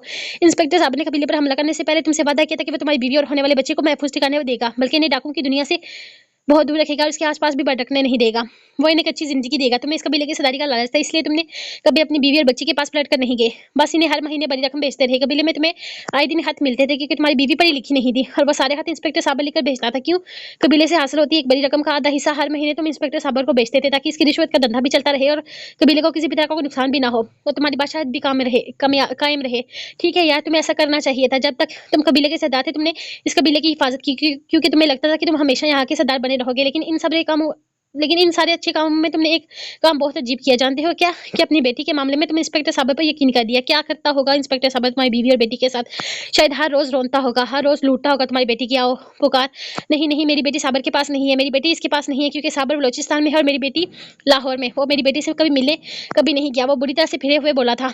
अच्छा तुम कहते हो तो मान लेता हूँ, लेकिन जिसने एक 6 साल की बीमार बच्ची पर रहम नहीं खाया, इस पर यकीन कर रहे हो तुम? है ये करो यकीन, तुम्हारी बेटी तुम्हारा मामला। मुझे बस ये जानना था कि वो कहाँ है। वो पुरसुकून अंदाज में बोला, तब की दफा आगा आगे से कुछ भी नहीं बोल सका था। सरदार मैं जानता हूँ, इस बारे में सब कुछ जानता हूँ, तुम्हें सब कुछ बताऊंगा। वो वापस जाने के लिए कदम उठाने लगा जब अचानक ही इसे रागा की आवाज सुनाई दी। इसने पलट कर रागा को देखा था, फिर वापस इसके पास आते हुए इसके तकिए पर हाथ रखता इसकी आंखों में आंखें डाल गया। तुम सब कुछ जानते हो तो सब कुछ बताओगे, लेकिन जो तुमने नहीं बताया वो मैंने पहले लेकिन जो तुमने नहीं बताया वो मैं पहले ही जानता हूँ। तुम्हें सच में लगता है कि तुम्हारे गंदे खून से तलक रखते हुए मुझे अंदाजा नहीं होगा कि तुम्हारी बेटी कहाँ है। 3 साल पहले तुम्हारी बीवी का इंतकाल हो गया, तभी से पद्मा मेरे पास है और बिल्कुल महफूज है। इस पर कोई भी गंदी नजर उठाने से पहले सदा इसको इस पर कोई भी गंदी नजर उठाने से पहले सदा इसको चीर फाड़ कर रख देगा। मेरी इश्म तुम्हारे लिए फातिमा जैसी नहीं थी, लेकिन तुम्हारी फातिमा मेरे लिए मेरी इश्म जैसी है। तुम नहीं चाहते थे कि वो डाकू के बीच में पले बड़े, इसलिए हमने इसे डाकू से बहुत दूर रखा। 14 साल की हो चुकी है वो, तुम्हारा नाम तक नहीं जानती। इसे यही पता है कि दिलदार नाम का एक आदमी इसका भाई है। अपनी माँ भी ठीक से याद नहीं है इसे। 5 साल से हॉस्टल में रह रही है। साबर हुसैन इतने वक्त से तुमसे झूठ बोल रहा है, वो जानता तक नहीं है कि तुम्हारी बेटी कहाँ है। वो सिर्फ तुमसे झूठ बोल रहा है। यहाँ तक कि तुम्हारी बेटी को तो ये भी नहीं जानती कि वो तुम्हारी बेटी है। इसे बस ये पता है कि इसका एक भाई है जिसका नाम दिलदार है, और बस इसका भाई मजबूर है, इससे मिले नहीं आ सकता। तुम इतने सालों से जिसे पूरी दुनिया से छुपा छुपा कर रख रहे हो, वो बहुत सालों से मेरे सामने है। बल्कि ये कहना ठीक रहेगा कि वो हमेशा से मेरे सामने है और तुम्हें खबर तक नहीं हुई। तो मुझे तुमसे जो पूछना था मैं पूछ चुका हूँ। इसके अलावा मुझे तुमसे और भी कुछ भी नहीं जानना, कुछ भी नहीं। हाँ, लेकिन मैं तुम्हारे मरने का इंतजार करूंगा। मैं अपने हाथों से तुम्हें नहीं मार सकता, क्योंकि मेरी सज्जन साई नहीं चाहती कि मैं तुम्हें मारूं। वो तुम्हें माफ कर चुकी है, तुम्हारी हालत पर तरस खा चुकी है, लेकिन यकीन मानो मुझे तुम पर तरस भी नहीं आ रहा। मेरी एक छोटी सी बात मान लोगे? इंस्पेक्टर साबर के मरने से पहले अपनी मौत आप मर जाओ, वरना मैं तुम्हें बहुत भयानक मौत दूंगा। बहुत भयानक है। मैं बाहर जा रहा हूँ, मेरी बीवी मेरे बाहर मेरा इंतजार कर रही है। तुम भी ऊपर निकलने की तैयारी करो, क्योंकि दुनिया में तुम जैसे इंसान की अब कोई जगह नहीं है। वो कहते हुए दरवाजा खोलता बाहर निकल गया था, जबकि रागा डॉक्टर एक बार फिर से छत को घूरने लगा था। तुम यहाँ बाहर क्या कर रही हो? दरवाजा बंद क्यों है? बाला नीचे आया तो उसने दीवाम को बाहर खड़े देखा था। डाकू जी अंदर है। वो ना इस रागा के साथ पता नहीं क्या कर रहे हैं, कहीं वो इसे जान से ना मार डाले। वो बहुत ज्यादा परेशानी से इसे बता रही थी। वो पहले ही आधा मरा हुआ है। सरदार हरगिज इसे जान से नहीं मारेगा। तुम फिक्र मत करो, यहाँ आओ, बाहर चल कर बैठो। तुम्हारा इस तरह खड़े रहना ठीक नहीं है। वो बेला कह रही थी कि तुम्हारे सर पर चोट लगी है, चक्कर वगैरह आ सकते हैं, इस तरह से खड़ी मत रहो। वैसे बादशाह की तरफ चलने का इशारा करने लगा तो दुआम इसके साथ बाहर आई थी, जबकि सारा ध्यान दरवाजे की तरफ था। डोंट वरी बच्चे, कुछ भी नहीं होगा। सरदार इसे जान से नहीं मारेगा जब तक वो हमें हमारे मतलब की चीज नहीं बता देता। इसके पास कुछ राज हैं जो जानना बहुत जरूरी है। बाला को यही लगा था कि वो इसकी मानसी के बारे में कुछ भी नहीं जानती, इसलिए वो इसे बस कुछ हद तक बता रहा था। लेकिन इसके मुंह से इंस्पेक्टर साबर हसन का नाम सुनकर वो समझ चुका था कि सदानी से सब कुछ बता रखा है और इसे कुछ भी नहीं छुपाया। हाँ, जब तक इस आदमी का पता नहीं चल जाता तब तक इस आदमी को जीना होगा। तुमने नाश्ता किया? वो इसका ध्यान इस बात से हटाने लगा। जी, नाश्ता भी किया है और दोपहर का खाना भी खा चुके हैं। आपकी दोपहर अभी हो रही है। वक्त देखा है आपने? दोपहर के 2:30 बज रहे हैं। ये कौन सा वक्त है कमरे से निकलने का? ये बाला मैडम कहाँ है? आज इनका बाहर निकलने का कोई इरादा नहीं है, आपको पता है। इसने मेरी पट्टी भी चेंज करनी थी। तो अम्मा अचानक से बोली तो बाला के लिए ऊपर हल्की सी मुस्कुराहट बिखर गई। बेला तो गहरी नींद सो रही थी। सारी रात भी इसने इसे नहीं सोने दिया था, और फिर सुबह भी इसके होश अच्छे से ठिकाने लगा चुका था। मुमकिन था कि आने वाले 3 दिन में वह ना जागे। रात को तबीयत बहुत ज्यादा खराब हो गई थी मेरी, बहुत तेज बुखार हो गया था। फिर कोई ना कोई डॉक्टर तो होना चाहिए था जो मेरा ख्याल रखे। तो डॉक्टर बेला काफी अच्छी डॉक्टर साहब थे, मैं इसे पास कर रहा हूँ इसकी डॉक्टरी में। क्या आपको बुखार था? आपने पहले क्यों नहीं बताया? आप कैसे हैं आप? और बेला अब तक क्यों नहीं नीचे आई? बाहर तो रात को था ना, सुबह भी था। सुबह तो बहुत ज्यादा तेज बुखार था, अभी कहीं जाकर उतरा है। बेला बेचारी मेरी वजह से सारी रात भी आराम से नहीं सोई। सुबह भी इसकी बेरामी में गुजर गई। आप कहीं जाकर सोई है वो, तो मुझे अपनी तबीयत में बेहतर महसूस हुई, इसलिए मैं नीचे आ गया। वो बहाने बनाते हुए इसे बताने लगा, जबकि वो इसकी बात पे यकीन करते हुए जुमरू को इसके लिए नाश्ता लाने का आर्डर जारी कर चुकी थी। साथ ही साथ इसके लिए दूध भी मंगवा रही थी और फ्रूट भी काट कर लाने का कह दिया था। बेला आराम कर रही थी तो इसकी गैर मौजूदगी में बेला के पेशेंट का ख्याल रखना तो दुमाम का फर्ज था। बेशक आजकल वो खुद ही पेशेंट बनी हुई थी, जबकि बाला खामोशी से इसके हुक्म पर सर हिलाता नाश्ते का इंतजार करने लगा। बेला तो बुक बुक करते ही इसकी बाहों में गहरी नींद सो गई थी। कल रात भी इसने सचमुच में बेला पर सांस तंग कर दी थी। एक बात तो क्लियर थी कि कम अज कम आने वाले 1 हफ्ते तक तो बेला से अपने करीब भी नहीं आने देना था। लेकिन वो भी डाकू बाला था, इतनी मुश्किल से अपनी बीवी मिली थी जिसे वो हर गिज खुद से दूर नहीं करने वाला था। हाँ, लेकिन वो भूखे पेट सोई थी, ये सोच के बाला को अच्छा भी नहीं लग रहा था। इसीलिए इसका इरादा इसके साथ ही नाश्ता करने का था। शुक्र है आप बाहर निकल आए डाकू जी। बाला भैया को रात से बहुत ज्यादा बुखार है, इनकी तबीयत बहुत खराब थी, इसलिए वो इतनी देर से आए हैं। सुबह इनकी तबीयत खराब है, मैंने पूछा तो उन्होंने कहा शदीद थकावट की वजह से काम भी तो बहुत करते हैं ना बेचारे। आइए देखें इन्हें। वो जैसे ही कमरे से निकलकर बाहर आया तो दुआ में से बाला के बारे में बताने लगी, जबकि इसके चेहरे से वो कहीं से भी बीमार नहीं लग रहा था, बल्कि जुमरू को खाना लाने का आर्डर देते हुए इसका इरादा वापस कमरे में बंद होने का था। अरे अरे, बाला को बुखार है, मैं उतारता हूँ इसका बुखार। वो भी बहुत अच्छे तरीके से ऐसे उतारूंगा कि दोबारा कभी बुखार होगा ही नहीं, और आइंदा कभी कमरा वजीर भी होने की नौबत नहीं आएगी। वैसे गिरबान से पकड़ते हुए अपने सामने करके बोला था, सदाई यार तबीयत ठीक नहीं है मेरी। अभी तो दुआम ने बताया तुम्हें कि बुखार था मुझे, अब कहीं जाकर बुखार उतरा है तो नीचे आया हूँ। अभी भी तबीयत में थोड़ी सुस्ती महसूस हो रही है। वो जो दुआम का अपना बहाना सुना चुका था वही बहाना इसने सरदार पे भी छापने की कोशिश की थी। हाँ, तो उतारता हूँ ना तेरा बुखार, अगले एक हफ्ते तक तो नीचे सोएगा, सारा बुखार खुद ब खुद उतर जाएगा। वो बेफिक्र से अंदाज में बोला तो बाला ने बड़ी मासूमियत से नफी में सर हिलाया था, जिस पर सरदार का जानदार के कबीले की फिजाओं में गूंजा, नहीं नहीं, मुझे कमरे में जाना। वह क्या है ना, कमरे में मेरे पास एक अदद डॉक्टर भी है जो मेरा ख्याल रख सकती है। अब 1 हफ्ते तक यहाँ नीचे कौन ख्याल रखेगा मेरा? मेरा बुखार पूरी तरह से उतर जाए, मैं अपने कमरे में ही रहूंगा, फिक्र मत कर। अब तो मेरे पास मेरी पर्सनल डॉक्टर भी है और वैसे भी मेरी पर्सनल डॉक्टर मेरा बहुत ख्याल रखती है, बहुत ज़्यादा। कल से इसने अपनी नींद कुर्बान कर ली है मेरे लिए, तो मैं अपनी डॉक्टर के पास रहूँगा। वो चेहरे पे मासूमियत से इस अंदाज़ में बोला कि सरदार बेसाख्ता मुस्कुराने पर मजबूर हो गया था। अपनी इस पर्सनल डॉक्टर को जाकर बोल, मेरी बीवी को भी इसकी खिदमतों की ज़रूरत है। उसकी पट्टी बदलने वाली थी, लेकिन इसकी नींदें ही पूरी नहीं हो रही। लगता है रात को तेरी तबीयत ठीक करते-करते इसने अपनी तबीयत खराब कर ली होगी। जा लेकर आओ इसे। मैं इसे थो और मैं इससे थोड़ी बहुत इन्फॉर्मेशन इन मेडिसिन की ले लेता हूँ, कल से खुद कर लूँगा। लेकिन आज आकर मुझे समझाए कि इन दवाओं का इस्तेमाल किस तरह से करना है, ताकि मैं अपनी बीवी का खुद ख्याल रख सकूँ, जिस तरह वो तेरा ख्याल रखती है। वो इसके चेहरे से ही जैसे बाला और बेला में सब कुछ ठीक होने का अंदाज़ा लगा चुका था। तभी आपकी दफ़ा नरमी से बोला तो बाला ने फ़ौरन हाँ में सर हिलाया था। हाँ, हाँ, ज़रूर, वो खाना खा ले फिर भेजता हूँ। इसे नीचे बेचारी को काफ़ी भूख लगी हुई थी, फिर सो गई, मैं मिलता हूँ तुझसे। वो कहते हुए ऊपर की तरफ चल पड़ा तो सरदार दोबारा से वापस दमाम की पास चारपाई पे आकर बैठ गया था। डाकू जी, आपने रागा डाकू को कुछ किया तो नहीं? वो ठीक है ना? मेरा मतलब है आपने इन्हें जान से तो नहीं मारा ना? प्लीज़ कह दीजिए कि आपने ऐसा कुछ भी नहीं किया। मुझे बहुत ज़्यादा परेशानी हो रही है, बस सचमुच में परेशान हो गई थी। ओहो! मेरा भोला साईं, नहीं मारा मैंने इसे। मैं इसे मारने थोड़ी गया था, मैं इससे बात करने गया था। तुम्हें बताया तो था कि मुझे इससे मालूमात चाहिए, बस वही मालूमात ले रहा था। खैर छोड़ो ये सारी बातें, चलो ऊपर कमरे में चलते हैं। बेला खाना खा ले, फिर वो ऊपर आ जाएगी, तब तब आएगी तुम्हें मेडिसिन देकर तुम्हारी ये पट्टी बदलने के लिए। आज मैं सीख लूँ इससे ये सारा काम, कल से इसका इंतज़ार नहीं करेंगे। एक तो मैं पढ़ाई में शुरू से ही बहुत अच्छा नहीं था। अगर बाला की तरह होता तो यकीनन कुछ ना कुछ सीख जाता। जानती हो, वो चोरी डकैतों के साथ भी अपनी पढ़ाई कर लेता था। यहाँ तक कि हम डकैती का हिसाब किया करते थे, तब भी वो बैठा अपनी पढ़ाई मुकम्मल करता था। मेरा तो पढ़ाई करने का दिल ही नहीं करता था, लेकिन बाबा की ख्वाहिश थी कि इनके बच्चे पढ़े लिखे हों। इशम तो नहीं पढ़ सकी, लेकिन जितना हो सके इतनी तालीम हासिल करने की कोशिश की है मैंने। हाँ, मेरे लिए ये मुश्किल था, जिस चीज़ में दिलचस्पी ना हो, इस चीज़ की तरफ जाना बहुत मुश्किल है। वो इसके कंधे पर हाथ रखते हुए पथरीली पहाड़ी के ऊपर चढ़ते हुए अचानक इसे अपनी बाहों में उठा गया था, जबकि साथ-साथ इसकी अपनी बातें भी जारी थी। मैं चल सकती हूँ। डाकू जी वैसे देखकर बोले तो सरदार ने नफे में सिर हिलाया। अपने डाकू जी के होते हुए सरदार का सोना मुखड़ा अपने पैरों को तकलीफ क्यों दे? वो नरमी से इसका माथा चूमते ऊपर की तरफ कदम उठाने लगा, तो दुआम ने मुस्कुराकर अपना सर इसके कंधे पर रख दिया था, जबकि वो इसे लिए ऊपर की तरफ कदम बढ़ाता इसके साथ मजीद बातें बना रहा था जबकि जबकि वो इसे लिए ऊपर की तरफ कदम बढ़ाता इसे मजीद बातें बता रहा था। हालांकि इसके दिमाग में कुछ और ही चल रहा था। इसने एक फैसला किया था और अब इसने ये फैसला बाला को सुनाना था। मेरी इशम कभी तुम्हारे लिए फातिमा की तरह नहीं रही, लेकिन फिक्र मत करो, तुम्हारी फातिमा मेरे लिए इशम की तरह है। वो छत को देख रहा था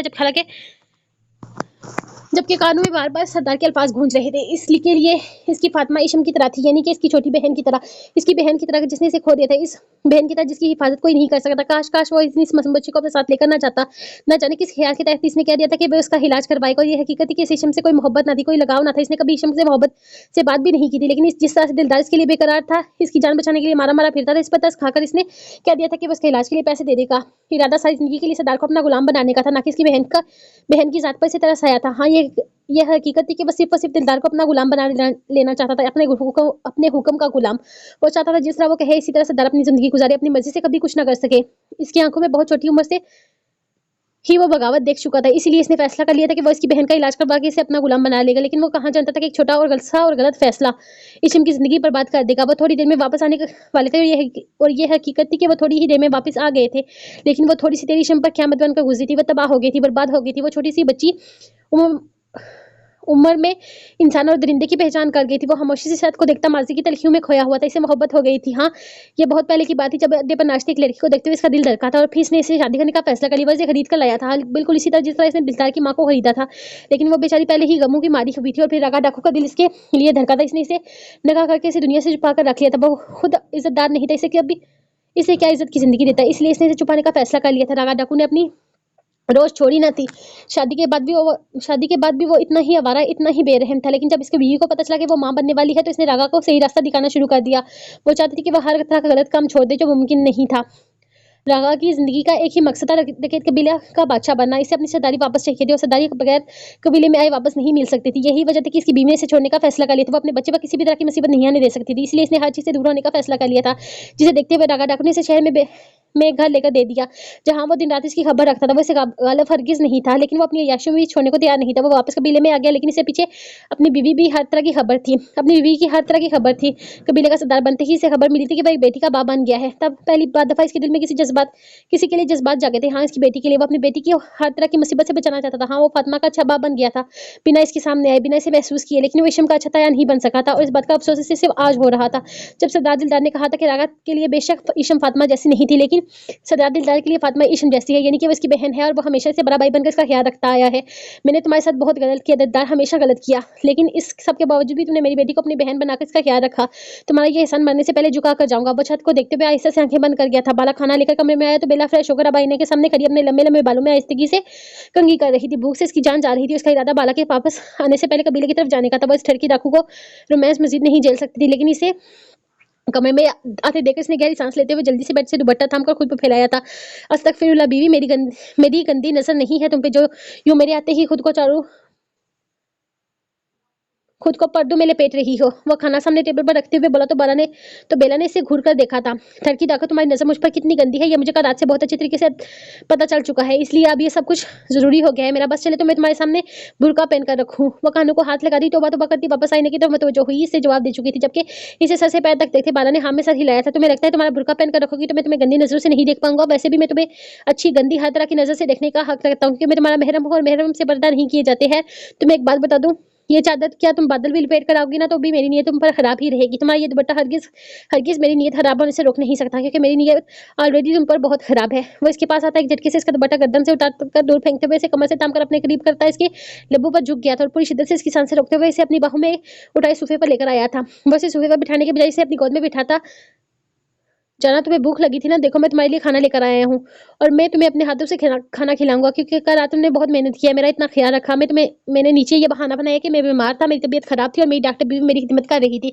वैसे खिदमत तो तुमने मेरी बहुत की है, इसलिए मैं तुम्हें अपने हाथों से खाना खिलाऊंगा। फिर हम दोनों नीचे चलेंगे और उछलना कूदना बंद करो बीवी, क्योंकि अगर यहाँ पर मेरी जज्बात जाग गए ना तो हो सकता है ये खाना तुम्हें नसीब होने के बाद अगला खाना तुम्हें कल दोपहर इसी वक्त जाकर मिले। मेरे जज्बात मेरे काबू में नहीं रहते। तुम्हारे बकौल तुम्हारा एक ठरकी डाकू हूँ तो तुम हरगिज मेरा थक जगाना नहीं चाहोगी। वो नवाला बनाते हुए इसके लबू के करीब करते हुए बोला था तो बेला ने हाँ में सर हिलाते फौरन लब खोले थे, जबकि वो नरमी से इसे खाना खिलाते हुए साथ ही साथ अपनी जानलेवा जिसारतों से बौखलाने पर भी मजबूर कर रहा था। लेकिन बेला ने बिल्कुल भी किसी तरह का कोई ओवर रिएक्शन नहीं दिया था, क्योंकि वो यहाँ इसकी पनाहों में अब मजीद फंसने का कोई इरादा नहीं रखती थी। वो बस इस कमरे से निकलना चाहती थी, जो तब ही मुमकिन था जब वो इसकी हर बात को चुपचाप से मान जाए, इसलिए वो मान रही थी। ओहो दिलदार भाई, मैं कह रही हूँ ना, इसे बिल्कुल दर्द नहीं होगा, मैं बहुत नरमी से करूंगी, आप प्लीज परेशान मत हो, अभी हो जाएगा। वो जैसे ही इसकी पट्टी करने लगती सर पर हाथ रखता दिलदार इसके सर पर हाथ रख लेता, जैसे से डर हो के बेला की पट्टी करने से दर्द होगा, जबकि दुआम भी कब से बैठी बैठी उकता गई थी। तुम आराम से करो ना, और ये जो दवाई है ये तो जलेगी ना इसकी जख्म पर। सरदार इसके सर पर जख्म देख रहा था। इसकी पट्टी खोलने के बाद अब वो दवाई लगा रही थी, उसकी सोच के साथ ये जलेगा दिलदार तरफ रहा था। ओहो डाकू जी, दवाई है तो जलन तो होगी ही ना, अब चोट लगी है तो ये तकलीफ तो बर्दाश्त करनी होगी, तभी तो राहत मिलेगी ना। आप भी ना बहुत मासूम है, आप फिक्र ना करें, मैं बर्दाश्त कर लूंगी। लगाओ बेला तुम दवाई, मुझे बिल्कुल भी दर्द नहीं होगा। वैसे देखते हुए अपना सर इसके करीब करने लगी, जबकि बेला ने एक नजर दिलदार को देखा, जिसने निगाहें दुआम के चेहरे पर जमाई हुई थी। वो इसके बिल्कुल साथ बेड पर बैठा हुआ था, जो कि बेला भी वहीं खड़ी इसके माथे की पट्टी कर रही थी। अभी इसने इसके माथे पर जख्म वाली दवाई लगाई ही थी कि इसके मुंह से सिसकारी निकली और अगले ही लम्हे इसने सरदार के हाथ को मजबूती से थाम लिया। लेकिन इससे पहले कि सरदार अपना दूसरा हाथ इसके माथे पर रखता हुआ तेजी से सरदार का हाथ थमकर अपनी गोद में रख चुकी थी। देखा हो गया, अभी हो भी गया, मैंने कहा था ना हो जाएगा, बिल्कुल भी दर्द नहीं होगा, मुझे बिल्कुल भी जलन नहीं हुई। इसकी आंखों में आए पानी को पीछे निकलते हुए सरदार को देखती मुस्कुराकर बोली थी, जबकि बेला को इस पर तरस आया था। हाँ, वो जानती थी कि इसे तकलीफ हुई है, लेकिन वो फिर भी अपने डाकू जी को दिखाने की कोशिश कर रही थी कि इसे तकलीफ नहीं हुई, क्योंकि वह जानती थी कि इसकी हाल तकलीफ से कहीं गुना ज्यादा तकलीफ इसका डाकू जी सहता है। मैं तुमसे वादा करता हूँ, इसके अलावा तुम्हारी जिंदगी में कभी और कोई तकलीफ सहनी नहीं पड़ेगी। वो इसके हाथों को थामते अपने लबों से लगाते हुए बोला, जबकि बेला मुस्कुराकर इसकी पट्टी करने लगी थी। ये ठीक हो जाएगी, बिल्कुल भी ठीक हो जाएगी, माशाल्लाह हमारी दुआम बहुत बहादुर है। वो फर्स्ट एंड बॉक्स संभालते हुए मुस्कुराई थी, जबकि जुमलू तेजी से ऊपर आया, डॉक्टर बेला नीचे चलो, वहां पर तुम्हारी अम्मी आई है, भाभी आई हुई है और वो 2 नंबर पुलिस वाला भी आया है। हाँ मेरा मतलब है तुम्हारा भाई भी आया हुआ है। इसके घूरने पर जुमलू ने फौरन अपनी बात की दुरुस्तगी की थी, जबकि अपने घर वालों का आने का सुनकर बेला तो चहक उठी थी। चलो दुआम नीचे चलते हैं, यहाँ कमरे में बैठकर क्या करोगी? तुमने रात को नींद ही लेनी है। अगर सारा दिन सोती रहोगी तो रात को बहुत ज्यादा तकलीफ महसूस होगी, इसलिए तुम दिन में बिल्कुल भी नहीं सोने वाली। चलो आओ। वो अचानक ही इसका बाजू थामते हुए बोली तो दुआम उठ गई थी, जबकि सरदार भी इसके साथ ही उठ गया था। मैं सारा दिन नहीं सोती बल्कि सारा दिन सोती हो, बल्कि तुम सारा दिन सोती हो मोहतरमा, दोपहर के 3 बज रहे हैं और तुम अब भी रूम से निकलकर बाहर आई हो। देखें डाकू जी, ये मुझ पर झूठा इल्जाम लगा रही है। वो सरदार का हाथ थामते हुए बोलते, जहां बेला शर्म से निगाहें चुका गई थी वहीं दिलदार इसके कंधे पर हाथ रखते हुए इसे नीचे ले जाने लगा था। अब बेला इसे क्या बताती कि वो इतनी देर से क्यों आई थी? वो तो शुक्र था कि वो किसी तरीके से अपने ठगी डाकू से जान छुड़वाने में कामयाब हो गई थी, वरना इसका रोमांटिक मूड तो फिर से इसके होश ठिकाने लगाने का था। लेकिन वो पहले ही इसकी पहुंच से दूर हो गई थी, वरना यकीनन आज तो इसके ठगी डाकू ने इसे हरगिज कमरे से नहीं निकलने देना था। ये अम्मा जी चाय मैंने बनाई है आपके लिए, आपको पसंद आएगी। कबीले के सारे लोग मेरे हाथ का खाना और चाय बहुत ज्यादा पसंद करते हैं। मीरू मेज पर चाय का कप रखते हुए बोला, जिसको अम्मी ने फौरन उठा लिया था। माशाल्लाह माशाल्लाह, चाय तो बहुत ज़्यादा अच्छी बनी है। तुम यहाँ पर रसोई का सारा काम सँभालते हुए इसे देखते हुए सवाल करने लगी। इससे पहले कि वो वलीमे पे यहाँ आई थी, लेकिन इस वक़्त वो पूरा कबीला देख नहीं सकती। लेकिन आज इनकी निगाहें हर तरफ घूम रही थी। इन्हें कबीला बहुत ज़्यादा पसंद आ रहा था। बीच में अंदाज़ में चारपाइयाँ बिछी हुई थी और सामने छोटी-सी मेज़ पर वो इनके लिए चाय-पानी का इंतज़ाम किए हुए थे। यहाँ नीचे सिर्फ़ मीरू और जुमरू ही थे, वो लोग जब वो लोग यहाँ पर आए तो जुमरू तो ऊपर चला गया था बेला को बताने के लिए, जबकि मीरू उनके लिए चाय बनाकर लाया था। जब तक वो लोग नीचे आते तब तक मीरू इनकी मेहमान-नवाज़ी कर रहा था। आज सुबह जब रियान ने अचानक ही रुबाब को बोला कि चलो मैं जा रहा हूँ सरदार से मिलने के लिए, तुम भी बेला से मिल आओ, तो अम्मी ने कहा था कि वो भी साथ चलेंगी, जिस पर रियान ने कोई एतराज़ नहीं उठाया था। और यहाँ आकर इन्हें बहुत ज़्यादा अच्छा लग रहा था। खासकर मीरू इन्हें बहुत बहुत ही ज़्यादा अच्छा लग रहा था। इसकी बातें बहुत क्यूट थी। वो बिल्कुल मासूम से बच्चे की तरह था, जो बस किसी भी तरह इन्हें एंटरटेन करना चाहता था। मैं यहाँ रसोई का सारा काम संभालता हूँ, साफ-सफाई भी करवाता हूँ। ये जो कबीला आपको साफ-सुथरा नज़र आ रहा है ना, ये मेरी बदौलत। सुबह जब सफाई करने वाले लोग यहाँ पर आते हैं, मैं खुद इनके सर पे खड़े होकर सारा कबीले की सफाई करवाता हूँ। फौरन बताने लगा, जो कि वो मुस्कुराते हुए इसकी बातें सुन रही थी। माशाल्लाह माशाल्लाह, मेरा बच्चा तो बहुत काम-काज वाला है। वो नरमी से इसके सर पर हाथ फेरते हुए बोली तो मेरी की आंखों में आंसू आ गए थे, जिन्हें देखकर वो परेशान हो गई। अरे मेरे बच्चे, क्या बात है, तुम इस तरह से परेशान क्यों हो गए? अम्मी ने इसे बाजू से थमकर अपने साथ चरपे पे बिठाया तो वो इनके कदमों में बैठा इनके घुटने पर सर रख गया था। माफ कीजिएगा, मैं थोड़ा जज्बाती हो गया। वो क्या है ना, आज तक माँ को नहीं देखा, माँ का लम्स महसूस नहीं किया, इसलिए वो जैसे अपने अंदर का हाल इन्हें बताने लगा। तो रिया ने भी एक नजर से देखा था, जबकि रुबाब भी इसे देखकर परेशान हो गई थी। मेरा बच्चा, मेरी जान, मैं तुम्हारी माँ जैसी ही तो हूँ, क्यों परेशान होते हो? जब भी तुम्हें तुम्हारी माँ की याद है तो मेरे पास आ जाया करो। खबरदार यूं रोना मत। वो प्यार से इसका माथा चुमती से अपने साथ लगा गई थी, जबकि मीरू और अम्मी का ये जज्बाती मंजर वहां आते सदारा दुआम बाला और बेला ने भी देखा था। सद्दार ने किसी तरह का रिएक्शन नहीं दिया था। जबकि बेला अपनी फैमिली से मिलने लगी तो दुआम भी इनके पास ही बैठ गई थी। हालांकि रियान और सदार एक तरफ हुए थे, तो बाला भी इनके पास ही आ गया था। तुम्हें देखकर ऐसा क्यों लग रहा है इंस्पेक्टर कि तुम यहाँ यूं ही नहीं आए हो, बल्कि तुम्हारे यहाँ आने के पीछे कोई वजह है? ये हाथ में क्या है तुम्हारे? वो एक बड़ा सा बैग इसके हाथ में पकड़े देखा पूछने लगी, जिसने अगले ही लम्हे इसकी जानब भराया था। सदार ने एक नजर से देखते सवाल करते बैग एक तरफ रख दिया था। मैंने तुम्हारे कबीले के बारे में थोड़ी सी मालूमात निकाली है, और मुझे खबर मिली कि ऐसे तकरीबन 15-16 साल पहले एक पुलिस कांस्टेबल ये होता था, जिसका नाम रिजवान अहमद, और वहाँ रोज यहाँ सरदार के पास आता था।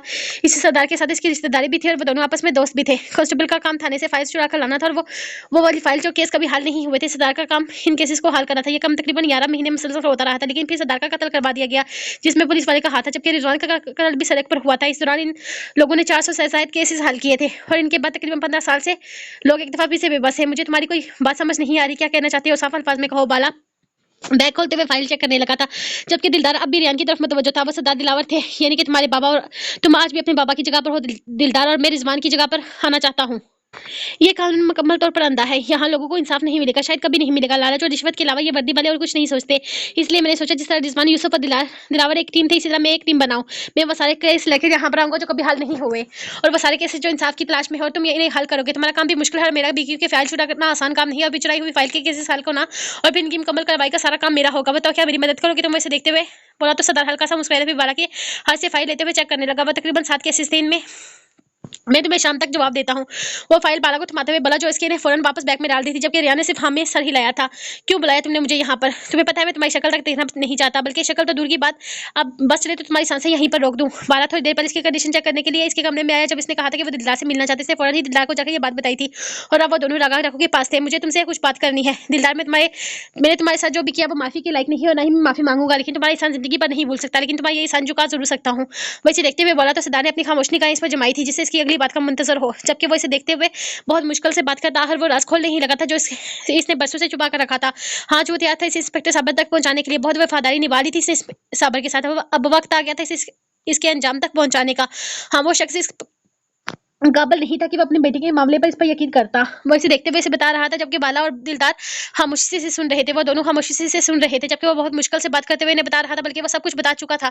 तुम साबर को धोखा दे रहे हो। खैर, वफा तो इसने भी तुम्हारे साथ कभी नहीं की, लेकिन तुम हमारी इतनी मदद क्यों कर रहे हो? बाला ने इसे सवाल किया तो उसके लबों पर हल्की सी मुस्कुराहट आई। सफा के इंसान किसी का नहीं है।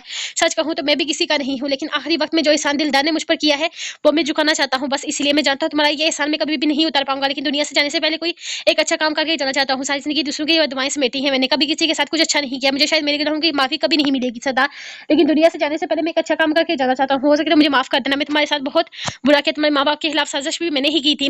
बाला, मैंने तुम्हारे साथ भी बहुत बुरा किया। मैं माफी के काबिल तो नहीं हूँ, लेकिन अब अपने आखिरी वक्त में इसके अलावा और कुछ नहीं कह सकता। वो बाला को देखते हुए बड़ी मुश्किल से अपना हाथ उठाते हुए अचानक ही इसकी बाजू से लगे बैल से पिस्तौल निकालता, कुछ भी सोचे समझने का मौका दिए बगैर अपने सीने पर गोली चला चुका था। इसकी हरकत इतनी तेज थी कि वो दोनों ही समझ नहीं पाए थे कि वो क्या करने वाला है। इसने बेहद हैरानगी से सामने पड़े रागा को देखा था। जो सांसें छोड़ चुका था। अगर वो चाहता तो इसी बंदूक से इन दोनों पर हमला भी कर सकता था, वो चाहता तो इस बंदूक से इन्हें भी नुकसान पहुंचा सकता था, लेकिन नहीं, इसने दूसरा रास्ता चुना था, हराम रास्ता।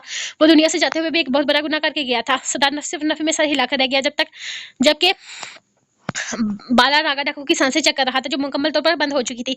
इन्हें लगा था कि इस इंसान की मौत पर इन्हें खुशी होगी, लेकिन आज इसके मरने पर इनके अंदर कोई भी जज्बा नहीं था, ना कोई दुख ना कोई खुशी। इस शख्स ने इन पर सांसें तक हराम कर दी थी, लेकिन आज इसके मरने पर इन्हें सुकून नहीं मिला था। जनाजे का इंतजाम करो, आखिरी रस्मात बहुत अच्छे तरीके से होनी चाहिए, वो कहते हुए बाहर की तरफ कदम बढ़ा चुका था, जबकि बाला ने सिर्फ हाँ में सर हिलाया था। क्या नागा डाकू का इंतकाल हो गया? ये तो बहुत बुरा हुआ। आपने तो कुछ वो परेशानी से देखते हुए बोलते, सरदार ने नफी में सर हिलाया। नहीं, मैंने कुछ भी नहीं किया, बस इसकी मौत आई हुई थी, मर गया। वैसे भी इसकी हालत बहुत ज्यादा खराब थी, खैर थोड़ी देर में इसका जनाजा वगैरह हो जाएगा। बाकी सब कबीले में ही हो रहा है। इसकी एक बेटी के अलावा इसकी दुनिया में और कोई भी नहीं है। उसकी बेटी डाकू के बारे में कुछ भी नहीं जानती, और इसका बाप भी मरने से पहले मुझे से कसम ले चुका है कि मैं इसे कुछ भी नहीं बताऊंगा। खैर वो नहीं चाहता कि इसकी बेटी को पता चले कि इसका बाप किस तरह का इंसान था, तो मैं भी इसे सब मामलों से दूर रखने का फैसला किया है। फातिमा बहुत छोटी है, फिलहाल इसके दिमाग में ये सारी बातें नहीं डालनी चाहिए। वैसे भी वो अपने बाप के बारे में कुछ भी नहीं जानती, और फिर रागा की आखिरी ख्वाहिश भी है कि इसकी बेटी को इसके बारे में कुछ भी ना बताया जाए। फातिमा इन सब चीजों से दूर है तो बेहतर ही है कि बेहतर है। खैर मुझे एक दो जरूरी काम है, मैं निपटा कर आता हूँ। तुम अपना ख्याल रखना। बेला तुम्हारे पास है, वो तुम्हारा ख्याल रखेगी। बेला मेरे साथ जा रहा है। बाकी कबीले की पिछली साइड पर हम नागा डाकू की कब्र बना रहे हैं, वहीं पर इसकी आखिरी रस्मात भी अदा होंगी। वो भी ऐसे इसके गाल खींचते हुए इसे सारे मामलों से दूर कर रहने का कहता खुद किसी काम के सिलसिले में निकल गया था। जबकि दुआ भी नागा डाकू के बारे में सुनकर थोड़ी दुखी तो हुई थी, लेकिन फिर इसके लिए माफरत की दुआ करते हुए थोड़ी देर आराम करने लगी। अनबिलीवेबल, तुम लोगों ने साथ के साथ केसेस हल कर लिए, मुझे यकीन नहीं आ रहा तुम लोग इतनी जल्दी ये सब कुछ कैसे कर सकते हो। परेशानी से अपने सामने पड़ी फाइल देख रहा था। रात के 11 बज रहे थे। नागा डाकू की आखिरी रस्मात अदा करने के बाद वो लोग सीधे काम के लिए निकल गए थे। इसे सुपुर्द-ए-खाक करके वो अपने दिल से इसकी माफ कर चुके थे। जो कुछ भी इसने किया था वो सब इसका माजी का एक हिस्सा समझकर वो लोग आगे बढ़ने का फैसला कर चुके थे। कबीले से निकलकर इन लोगों ने सीधा रियान का काम किया था। वो 7 केसेस जो न जाने कितने ऐसे से पेंडिंग पड़े थे, रात की स्याही में डलने से पहले ही हल हो चुके थे। इस रात के 11 बजे वो चलते हुए वो लोग 11 बजे वो चलते लोग इसके घर पर मौजूद थे।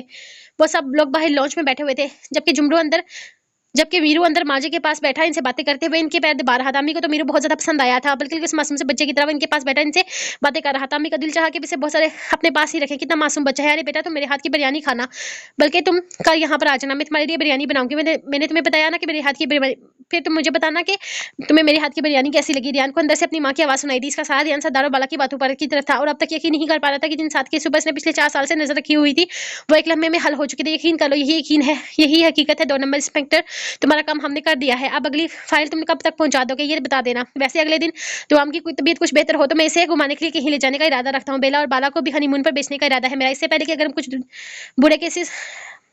बड़े केसेस हैं तो दे दो, मैं कुछ दिन एंटरटेन हो जाऊंगा। काफी बोरिंग जिंदगी गुजर रही है। वो उठते बोला, जबकि रियान भी इसके साथ ही उठा था। वो यकीन नहीं कर पा रहा था कि इतना बड़ा मसला इतनी आसानी से हल हो चुका है। हमने तुम्हारा काम किया है, अब लगे हाथ तुम भी हमारा ये काम करते जाओ।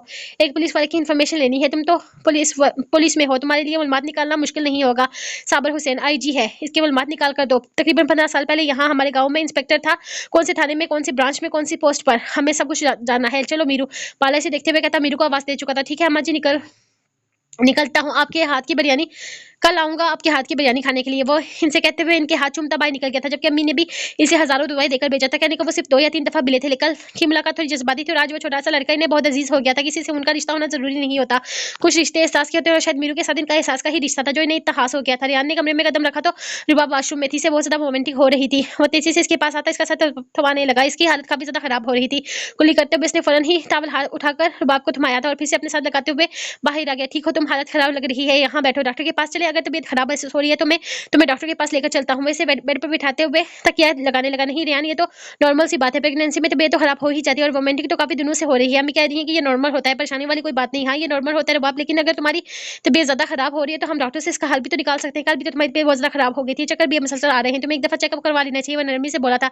नहीं, इतनी भी तबीयत खराब नहीं है। मैंने कहा ना आप आराम करें, मैं ठीक हूँ। वह बेड क्राउन से टेक लगाते हुए बोले, जबकि रियान को बिल्कुल भी ठीक नहीं लग रही थी। मुझे तो बहुत ज्यादा खराब लग रही है, मैं तुम्हें डॉक्टर के पास लेकर जाऊंगा। सुबह अम्मी को मेडिसिन देकर आता हूँ, तुम लेट जाओ। नरमी से कहते हुए बाहर निकल गया। आज काफी दिनों के बाद वो इसे नाराज नहीं लग रहा था, और इसे नॉर्मल देखकर काफी हद तक रुबाब को भी सुकून मिला था। वो यहाँ बैठने के बजाय इसके साथ ही उठकर अम्मी के कमरे में आ गई थी।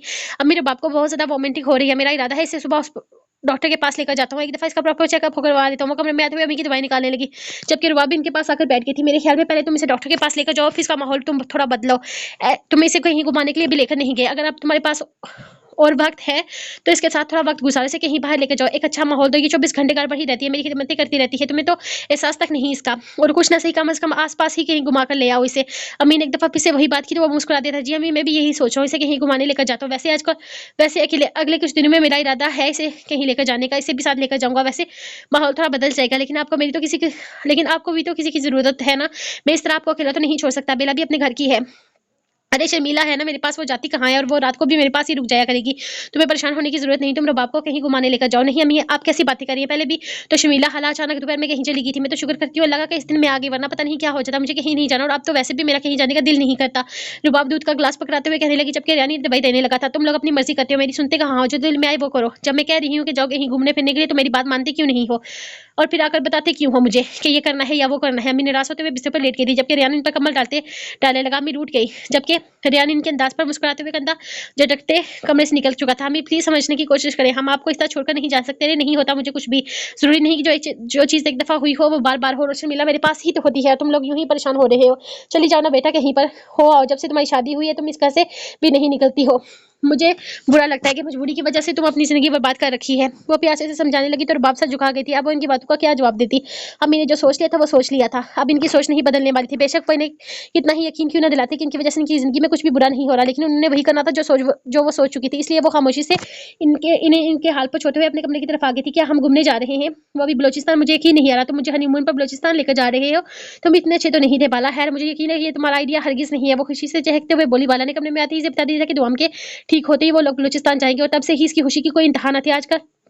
आज तक किसी ने सुना भी नहीं था कि कोई हस्बैंड अपनी वाइफ को हनीमून पर बलूचिस्तान लेकर जा रहा है, लेकिन इसका बाला तो अलग ही था, हर चीज अलग तरीके से करता था। आज तो अगरचे कबीले में अफसरदा सा माहौल छाया हुआ था रागा डाकू की यूं अचानक मौत की वजह से, लेकिन बेला को इसकी मौत का कोई अफसोस न था, और न ही इसने इसकी मौत को सर पर सवार होने दिया था। जितनी भी मुलाकात इस आदमी के साथ इसकी हुई थी वो इसे कभी भी अच्छा नहीं लगा था, इसलिए उसके मरने पर हरगिज आंसू नहीं बहाने वाली थी। लेकिन जब से ये पता चला था कि वो लोग हनीमून पर जा रहे हैं तो इसकी खुशी की कोई इंतहा नहीं थी, बल्कि इसने तो सुबह शॉपिंग पर जाने का इरादा भी कर लिया था। बाला तो मुझे सुबह शॉपिंग पर लेकर जाना, मुझे शॉपिंग करनी है। दुआम की तबीयत ठीक नहीं है, इसके लिए भी सारी शॉपिंग मैं ही कर लूंगी। मुझे बहुत कुछ चाहिए बाला, मैंने कभी बलूचिस्तान नहीं गई, मुझे हरगिज नहीं पता बलूचिस्तान में क्या क्या होगा, लेकिन मुझे फिर भी बहुत सारी शॉपिंग करनी है। ओह माय गॉड मैं हनीमून पर जा रही हूँ। वो खुशी से चहकते हुए खुद ही एक्साइटेड हो रही थी, जबकि बाला इसके पास आता इसकी गर्दन अपने बाजू का हिसार बनाते हुए इसे अपने साथ लगा गया था। अकेले ही खुश हुए जा रही हो यार, मुझे भी साथ लेकर चलो हनीमून, अकेले बनाओ की क्या। वो खुद ही खुशी से चहक रही थी, इसके अचानक पास आने पर इसके हाथों की हथेलियां भीग गई थी, जबकि इसकी बात सुनकर वो खिलखिलाकर हंसी। ओह इतना दुखी क्यों हो रहे हो? तुम्हें भी साथ लेकर जाऊंगी, क्या याद करोगे कैसी बीवी से पाला पड़ा है तुम? कभी गए हो बलूचिस्तान, कैसा है? नहीं जाना, मैं नहीं गया, कभी नहीं गया। तुम्हारे साथ पहली दफा जाऊंगा, यकीनन अच्छा ही होगा। हमारे मुल्क का एक जरा खूबसूरत है। वैसे एक झटके से अपनी तरफ करते हुए इसे अपनी बाहों में उठा चुका था। बाला ये क्या कर रहे हो तुम? तुम्हारे अंदर का ठड़की डाकू भी से जाके है, मैं बोल रही हूँ मैं हरगिज तुम्हारे साथ अपनी नींद बर्बाद नहीं करूंगी। मुझे सच में बहुत ज्यादा नींद आ रही है। इसकी नींद बदलते देखकर वो अंदाजा लगा चुकी थी कि इस वक्त इसका मूड किस तरफ जा रहा है। सारा दिन सोकर क्या झक मारा है तुमने कि तुम्हें अब नींद आ रही है? मैंने तुम्हारी नींद बर्बाद नहीं की, तो अब तुम्हें भी मेरा रोमांटिक मूड बर्बाद करने का कोई हक नहीं है। वो नरमी से बेड पर लेता हुआ इसकी गर्दन से दुपट्टा एक झटके से खींच चुका था, जबकि इसकी हरकत पर बेला बौखलासी गई थी। बेशर्म डाकू मुझे सच में नींद आ रही है तुम। वो पता नहीं क्या क्या कहना चाहती थी। अब शिद्दत से बाला ने इसका चेहरा अपने हाथों में थमते हुए इसके लबू पर अपने लब रख दिए थे, और फिर बेहद नरमी से इसके लबू को चूमते हुए इसको सुरख करने लगा था। बेला जो बहुत कुछ कहना चाहती थी, इसकी मुलायम हरकतों पर खामोश सी हो गई थी। इसका अंदाज इंतहाई नरमी लिए हुआ था, वो चाहकर भी इसे रोक नहीं पा रही थी, जबकि इसकी लबू की हरकत हर तरफ हदूद क्रॉस करने लगी थी। वैसे पेट पर पीछे की तरफ लटाते हुए इसके गर्दन पर झुकता वहां अपने लबू का लम्स बिखेरने लगा। इसके गर्म लबू की तवश पर बेला खामोशी से आंखें मूंदते हुए इसके सीने में अपना चेहरा छुपाने लगी थी, जबकि बाला की जो सारा थाल लम्हे के साथ बढ़ती चली जा रही थी। मीरू कहाँ है? आज सुबह से कहीं नजर नहीं आया। सरदार नीचे आया तो इसे मीरू कहीं भी नजर नहीं आया था। सुबह वो खाना वगैरह बनाकर गया था, लेकिन वो सुबह सुबह गया कहाँ था? इसका तो दुनिया में कोई था ही नहीं जिसके पास वो जाता, और नहीं इसके कोई शौक थे जो वो इन्हें बताए बगैर कहीं चला जाता। और भी सरदार की नजर में एक छोटा सा बच्चा था जिस तरह वो कहीं जिसे इस तरह से वो कहीं भी नहीं जाने दे सकता था। यानी कि वो बिल्कुल छोटा भी नहीं था, 19-20 साल का था, लेकिन इसकी उम्र भी लेकिन उम्र 19-20 साल उम्र थी इसकी, लेकिन फिर भी सरदार इसे हमेशा अपने सामने ही रखता था, क्योंकि वो हरगिज नहीं चाहता था कि वो किसी गलत काम में पड़े। इसे माँ मिल गई है सरदार, अब वो हमारा नहीं रहा। सुबह सुबह शहर निकल गया, कहता है कि अम्मा जी ने इसके लिए बिरयानी बनाई हुई है। तुम्हें पता है अम्मा जी का पर्सनल नंबर भी इसके पास है। कल अम्मा जी भी काफी हद तक जज्बाती हो गई थी इसके साथ। कल रात भी मैंने देखा तुमने कैसे हम सब बाहर रेहान के पास बैठे थे, और वो अंदर अम्मा जी के पास बैठा इनके पैर दबा रहा था। वो इनकी बहुत करीब होता जा रहा है, हमेशा चुपचाप रहने वाला देखो कितनी बातें करता है अम्मा जी के साथ। झुमरी से बताने लगा, जबकि सरदार मुस्कुरा देता। हाँ ये सच था कि इसने आज तक मीरू को कभी भी किसी के साथ इतने करीब होते नहीं देखा था। थोड़ी सी खुशी हुई थी इसे, जिस तरह रेहान की माँ ने से अपने बेटे होने का मान दिया था। यकीनन मीरू भी इन्हें अपनी माँ की तरह ही समझता होगा। इस बेचारे का कौन था इस दुनिया में, और उसकी माँ के प्यार के लिए भला कौन नहीं तरसता। कोई बात नहीं, अच्छा है वो कभी कहीं आया जाया करे। और फिर अम्मा जी भी बहुत अच्छी इंसान है, मुझे भी बहुत खुशी हुई जिस तरह उन्होंने मीरू को अहमियत दी। वो जब भी बुलाई से जाने दिया करो। सदाई से देखते हुए बोला तो जुमनू ने सिर्फ हाँ में सर हिलाया था, जबकि पारा और सदारा आगे की प्लानिंग करने लगे थे। उन्होंने बहुत कुछ सोचा हुआ था। अब इन्हें अब बस उन्होंने सब कुछ वैसे ही करना था जैसे उन्होंने सोचा था। लोग दुआमा और बेला को लेकर बलोचिस्तान जा रहे थे। पीछे मकसद कुछ भी था, लेकिन इन दोनों को उन्होंने हनीमून का ही कहा था। दुआम की तबीयत अब काफी बेहतर थी। बेला तो आए ही दिन शॉपिंग पर जा रही थी, क्योंकि वो जान चुकी थी वो लोग हनीमून पर जा रहे हैं। जबकि दूसरी तरफ दुआम अब पहले से काफी बेहतर थी। इसके सर में लगी चोट अब काफी बेहतर थी। बेला इसका बहुत ज्यादा ख्याल रखती थी, और सरदार इसे अपनी हथेली का छल्ला बनाकर रखा हुआ था। वो इससे पैर भी जमीन पर उतारने नहीं देता था। ऐसे में हनीमून पर जाने वाली बात पर तो वो बहुत ज्यादा खुश थी। वो भी कभी बलोचिस्तान नहीं गई थी, इसलिए एक्साइटेड भी थी। और फिर बेला इसकी सारा दिन इतने मजे मजे की बातें करती थी, इंटरनेट से सर्च करके पता नहीं इसे बलोचिस्तान की कौन कौन सी जगह दिखाती थी। यहाँ तक कि वो तो बलोची कढ़ाई वाले कपड़े भी लेने वाली थी। वहां जाकर हर चीज में वो बेला के साथ साथ इसे तो बड़ा मजा आ रहा था, ये सोचते हुए कि वो लोग घूमने फिरने जा रहे हैं। इसके जाने के बाद जुमरू कबीला संभालने वाला था, जबकि मीरू का तो सारा ध्यान ही आजकल मामा जी की तरफ था। वो कभी इसे अपने पास बुला लेती तो कभी मीरू खाना लेकर इनके पास चला जाता। मीरू का इस तरह से अम्मा का ख्याल रखना रियान को भी बहुत ज्यादा अच्छा लग रहा था।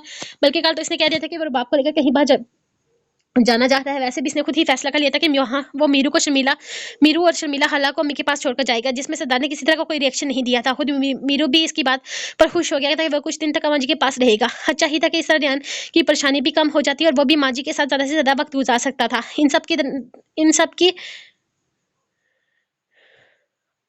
सब चीजों के दौरान जुमरू को एक काम भी सरदार ने दिया था कि वह शहर जाकर फातिमा के बारे में पता करता रहे। इसके अस्पताल में, इसके हॉस्टल में फोन करना या फिर इसकी जरूरत का ख्याल रखना अब जुमरू का काम था। यह काम इसके लिए मुश्किल हरगिज नहीं था। ठीक है, जब तक दिलदार और बाला बलूचिस्तान में रहने वाले थे, इसे एक या दो दफा फातिमा का पता करने जाना था, और फिर फोन तो वो रोज ही कर सकता था। हॉस्टल में सिर्फ एक फोन करके सिर्फ फातिमा की तबीयत वगैरह ही पूछनी थी, जो इसके लिए हरगिज मुश्किल नहीं था। इसलिए इसने आसानी से यह जिम्मेदारी संभाल ली थी। कल वो लोग यहाँ से जा रहे थे, जबकि कबीले पर अब किसी तरह का कोई खतरा नहीं था, तो वो सुकून से अपना काम कर सकते थे। बलूचिस्तान के हम लोग भी बलूचिस्तान जा रहे हैं, आपको पता है बाला।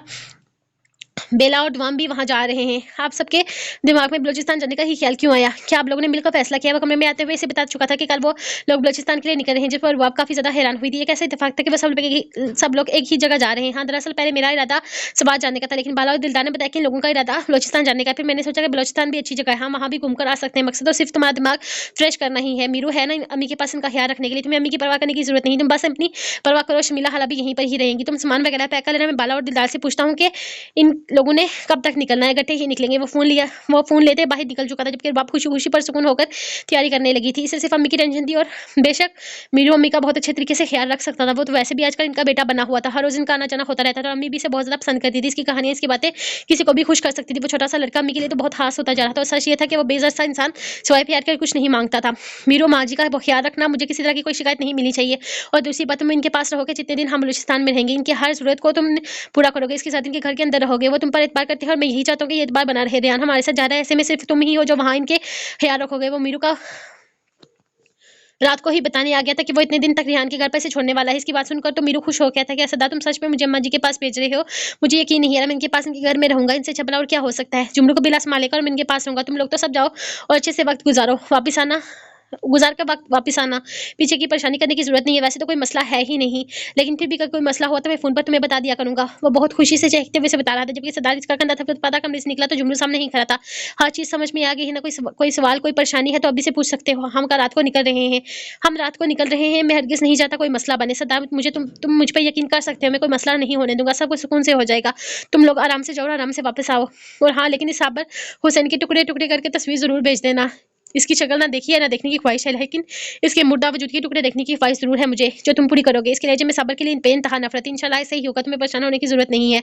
मैं तकरीबन सारी मालूमात ले चुका हूँ, लेकिन याद रखना तुमने कराची जाना है। वहाँ फातिमा के हॉस्टल में तो तकरीबन 2-3 दफा तो तुम्हें जाना होगा। ऐसा करना कि इतवार के दिन जाना और हॉस्टल रोज फोन करना शाम को 5 बजे। ऐसे जैसे ही पता चलता था कि मैं इसके मिलने के लिए आया हूँ, तो फौरन बाहर निकल आती है। तुम्हें देखकर थोड़ा परेशान होगी, लेकिन मैंने इसे बता दिया कि तुम्हारे बारे में कि तुम आओगे। इसको थोड़ी देर के लिए बाहर लेकर जाना। वो हॉस्टल में रहकर बहुत उकता जाती है, और फिर 1-1.5 घंटे में इसे वापस छोड़ देना। मैं यहाँ ना होते हुए भी वो तुम्हारी जिम्मेदारी है, और मुझे यकीन है कि तुम अपनी जिम्मेदारी को बहुत अच्छे तरीके से निभाओगे। बस कंधे को थपथपाते हुए बोला तो जुमरू ने सिर्फ हाँ में सर हिलाया था।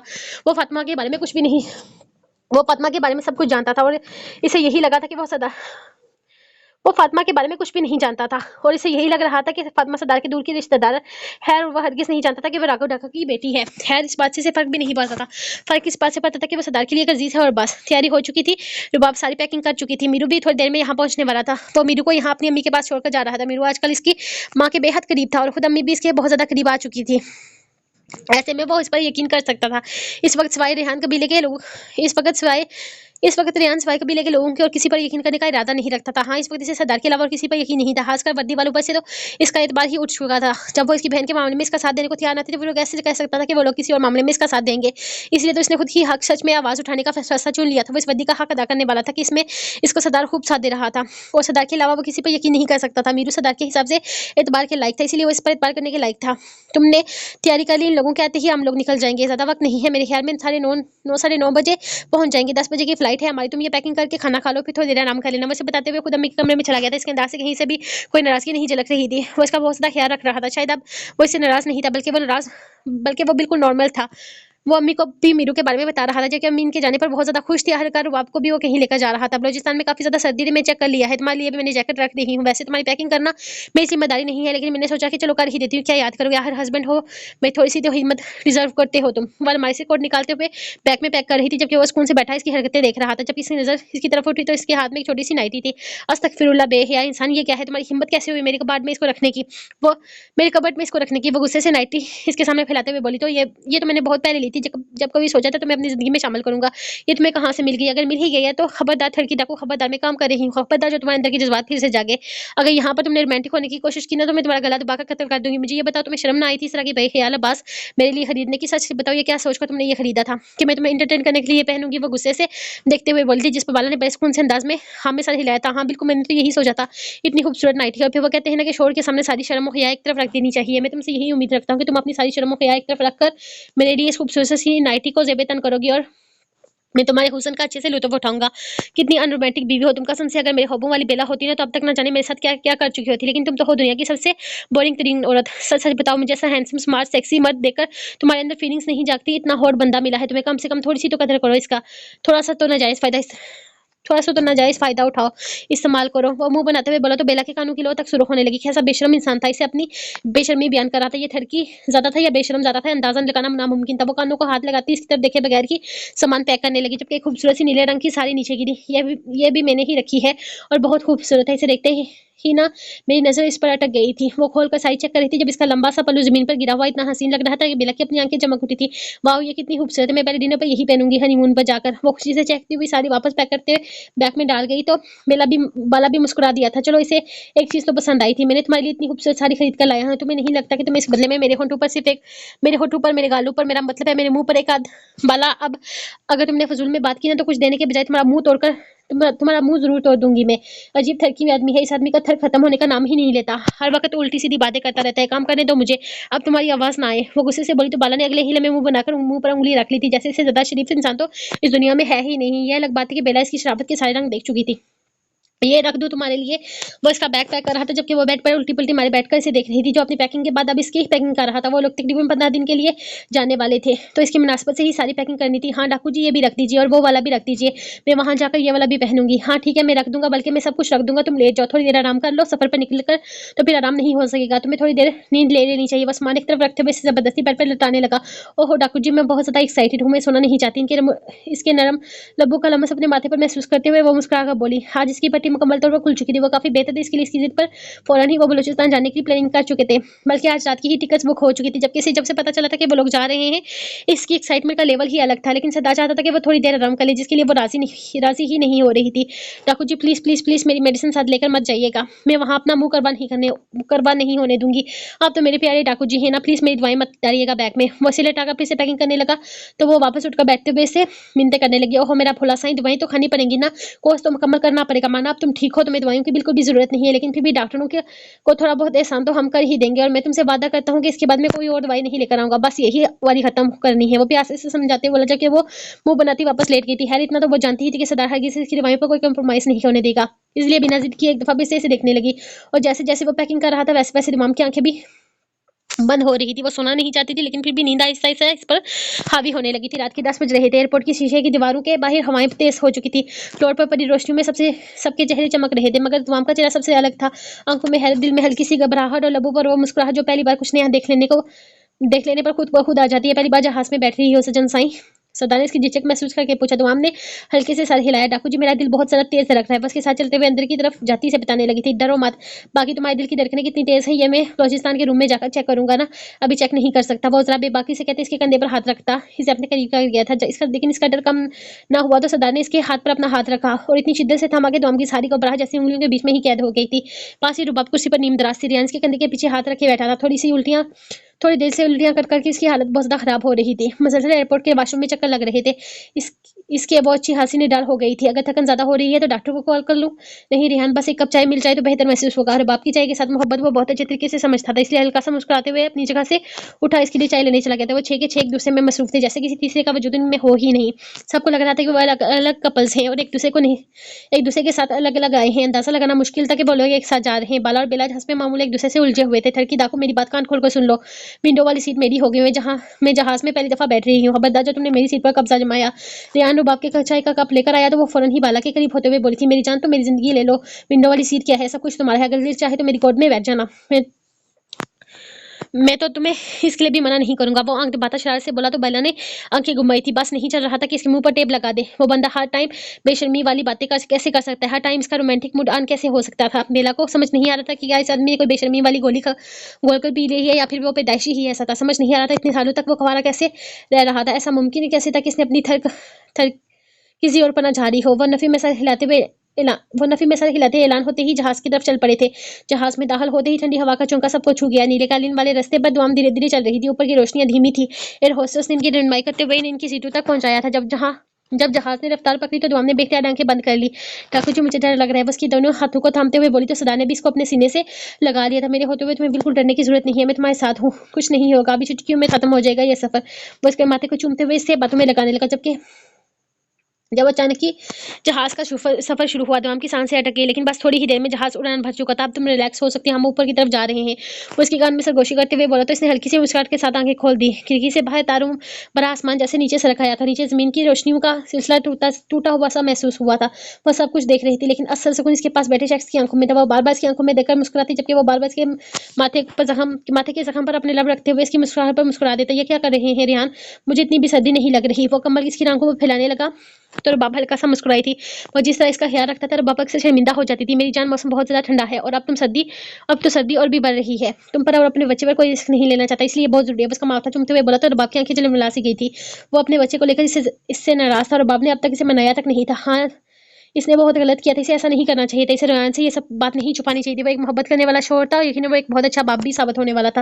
वो इसका ख्याल रख रहा था, बिल्कुल तनहा नहीं छोड़ा था। इसे किसी भी चीज़ की टेंशन लेने नहीं दे रहा था। लेकिन ये हकीकत थी कि रेहान के दिल में एक ही बात थी जो इन दोनों के रिश्ते की खूबसूरती को कम कर रही थी। तो इसने सोच लिया था कि वो बलूचिस्तान जाते ही रेहान को मनाने की कोशिश करेगी। क्या देख रहे हो, बहुत खूबसूरत लग रही है, तो इसी के साथ जाकर बैठ क्या देख रहे हो, बहुत खूबसूरत लग रही है, तो इसी के साथ बेच देती हूँ। इसके करीब से एयर होस्टेस गुजर रही थी कि बेला ने गुस्से से बाला के गिरबान को ऊपर करके इसे अपनी तरफ खींच लिया। बाला तो जानिसार होने वाले अंदाज में पूरी तरह से इसकी तरफ आया था। अचानक ही इसकी गर्दन में मुंह छुपा गया। अंदाज इंतहाई बेबाकी लिए हुए था, जबकि इसके लब्बों का बिखरता हुआ लमस बेला को बौखला कर रख गया था। जब इसे अपनी गर्दन पर हल्की सी चुभन महसूस हुई तो इसने बाला को तकरीबन धक्का देते हुए उसे दूर किया था, जो यहाँ जहाज में भी अपने बेलगाम जज्बात को लगाम डालने के बजाय इसके साथ फ्री हो रहा था। जना, मुझे तुम्हारे अलावा किसी का होश ही नहीं रहता। निगाहें हर तरफ तुम्हें ढूंढती रहती हैं। जब तक तुम नहीं मिलती तो फिर तुम्हारे दीदार को तरसती है, और जब तरफ हद से बढ़ जाती है तो तब जज्बात बेलगाम हो जाते हैं। अगर जज्बात बेलगाम हो जाए तो फिर होठों को नहीं पता कि वो कहाँ कहाँ किस तरह से छू रहे हैं। वो अचानक से कहता है इसके लब्बों को शिद्दत से अपने लब्बों में कैद करते हुए इसे झूम गया था, जबकि बेला गुस्से से सीट पर तकिया उठाकर से मारने लगी थी। इन दोनों के बीच में क्या बहस हो रही थी ये तो कोई भी नहीं समझ पाया था। हाँ, लेकिन इन दोनों की लड़ाई झगड़ों ने यहाँ सरदार दुआम को मुस्कुराने पर मजबूर कर दिया। वहीं रेहान और बाबी हंस दिए थे और जहाज के अंदर मुस्कुराहट, मोहब्बत और हल्की सी गिड़गिड़ाहट के बीच बलूचिस्तान का सफर शुरू हो गया था। जहाज के पहिए जैसे ही जमीन से छुए तो आम का दिल एक लम्हे को रुक सा गया था। खिड़की से बाहर पहाड़ों का स्याह सा साया रोशनी में डूबा रनवे और ठंडी हवा जैसे किसी अनजान कहानी का आगाज सुना रही थी। डर गया मेरा सोना मुखड़ा। सरदार ने झुककर आहिस्तगी से पूछा। इसकी भारी आवाज में वही सुकून था जो दुआम के तेज रखते दिल को कुछ लम्हों के लिए थम जाने पर मजबूर कर गया। थोड़ी सी वह हल्का सा मुस्कुराई। सरदार ने इसकी शानों की अपनी जैकेट डाल दी थी। मैं साथ को बिल्कुल डरने की जरूरत नहीं है। हम बलोचिस्तान पहुंच चुके हैं, बस हम अब बाहर निकलेंगे। बस क्रिकेट अपनी जैकेट फैलाते हुए जिप बंद करने लगा था। यहाँ बलोचिस्तान में काफी सर्दी है, बल्कि काफी से ज्यादा सर्दी है। पीछे की सीटों पर बाबा आंखें मूंदे बैठी थी। रिहाना आहिस्तगी से इसके कदमों के पास कम्बल दुरुस्त कर रहा था। वो जहाज में सो चुकी थी। सफर ज्यादा लंबा नहीं था, लेकिन फिर भी इसकी आंख लग गई थी। रिहाने से बिल्कुल भी तंग नहीं किया था। वो कम्बल पर इस पर लपेटने लगा तो इसकी आंख खुल गई थी। क्या हुआ, बलोचिस्तान पहुंच गए? वो आंखें खोले से पूछने लगी तो रिहान ने मुस्कुराकर हाँ में सर हिलाया था। मुझे यकीन नहीं आ रहा कि मैं अपने इलाके से कहीं बाहर निकली हूँ। वो खुशी से इसे लिपटने लगी तो रियाने से सहारा दिया। वैसे भी वैसे मैं कभी ज्यादा दूर नहीं गई, लेकिन फिर भी मुझे यहाँ आकर ना बहुत ज्यादा खुशी हो रही है, क्योंकि इस दफा आप मेरे साथ हैं। वो इस पर बाजू का हिसाब बना रहा था जब वो खुद ही इसके पास आ गई। सिर्फ मुझे मेयर मत दो रुबाब, सिर्फ मैं ही तुम्हारे साथ नहीं हूँ, बल्कि हमारे साथ एक नई धड़कन भी है। वो उसके पेट पर हल्का सा हाथ रखते हुए बोला तो वो शर्म से सुरख होती मुस्कुराकर हाँ में सर हिला गई थी। बाला और बेला के दरमियान हंस पे मामूल छोटी मोटी जंग जारी थी। इन दोनों को किसी लम्हे सुकून नहीं था। कितना बेमरवत शोहर हो तुम। एक छोटा सा बैग उठाते हुए तुम्हारी पसलियों में दर्द निकल रहा है। छोटा सा बैग तक फिर रही है। कहाँ से तुम्हें छोटा सा बैग महसूस हो रहा है? हम सिर्फ 15 दिन के लिए आए हैं डार्लिंग, और तुमने 15 साल का सामान पैक कर लिया। जहाज से उतरते ही इन्हें इनका सामान दिया जा रहा था, जबकि इन दोनों की जंग अभी भी अरूज पर थी। अगर अपनी भलाई चाहते हो तो ये बैग उठाओ। इस दफा बेला ने सीरियस अंदाज में कहा था, जबकि भलाई वाली बात पर न जाने क्यों बाला को महसूस हुआ कि वो रात की बात कर रही है, और वो रात को तो अपनी भलाई चाहता ही था। इतनी सर्दी में बीवी के बगैर इसका गुजारा कहाँ था? वैसे मैं बिल्कुल भी उठाने का इरादा नहीं रखता, लेकिन अब मेरी प्यारी सी बीवी इतनी मिन्नतें कर रही है तो उठा लेता हूँ, जैसे आसान करने वाला लगा था। मैं नहीं कर रही आपकी मिन्नतें मिस्टर ठर के हस्बैंड, मैं खुद उठा लूंगी, और फिर इसको उठाने के बाद जो मैं तुम्हारे साथ करूंगी ना, वो भी तुम सारी जिंदगी याद रखोगे।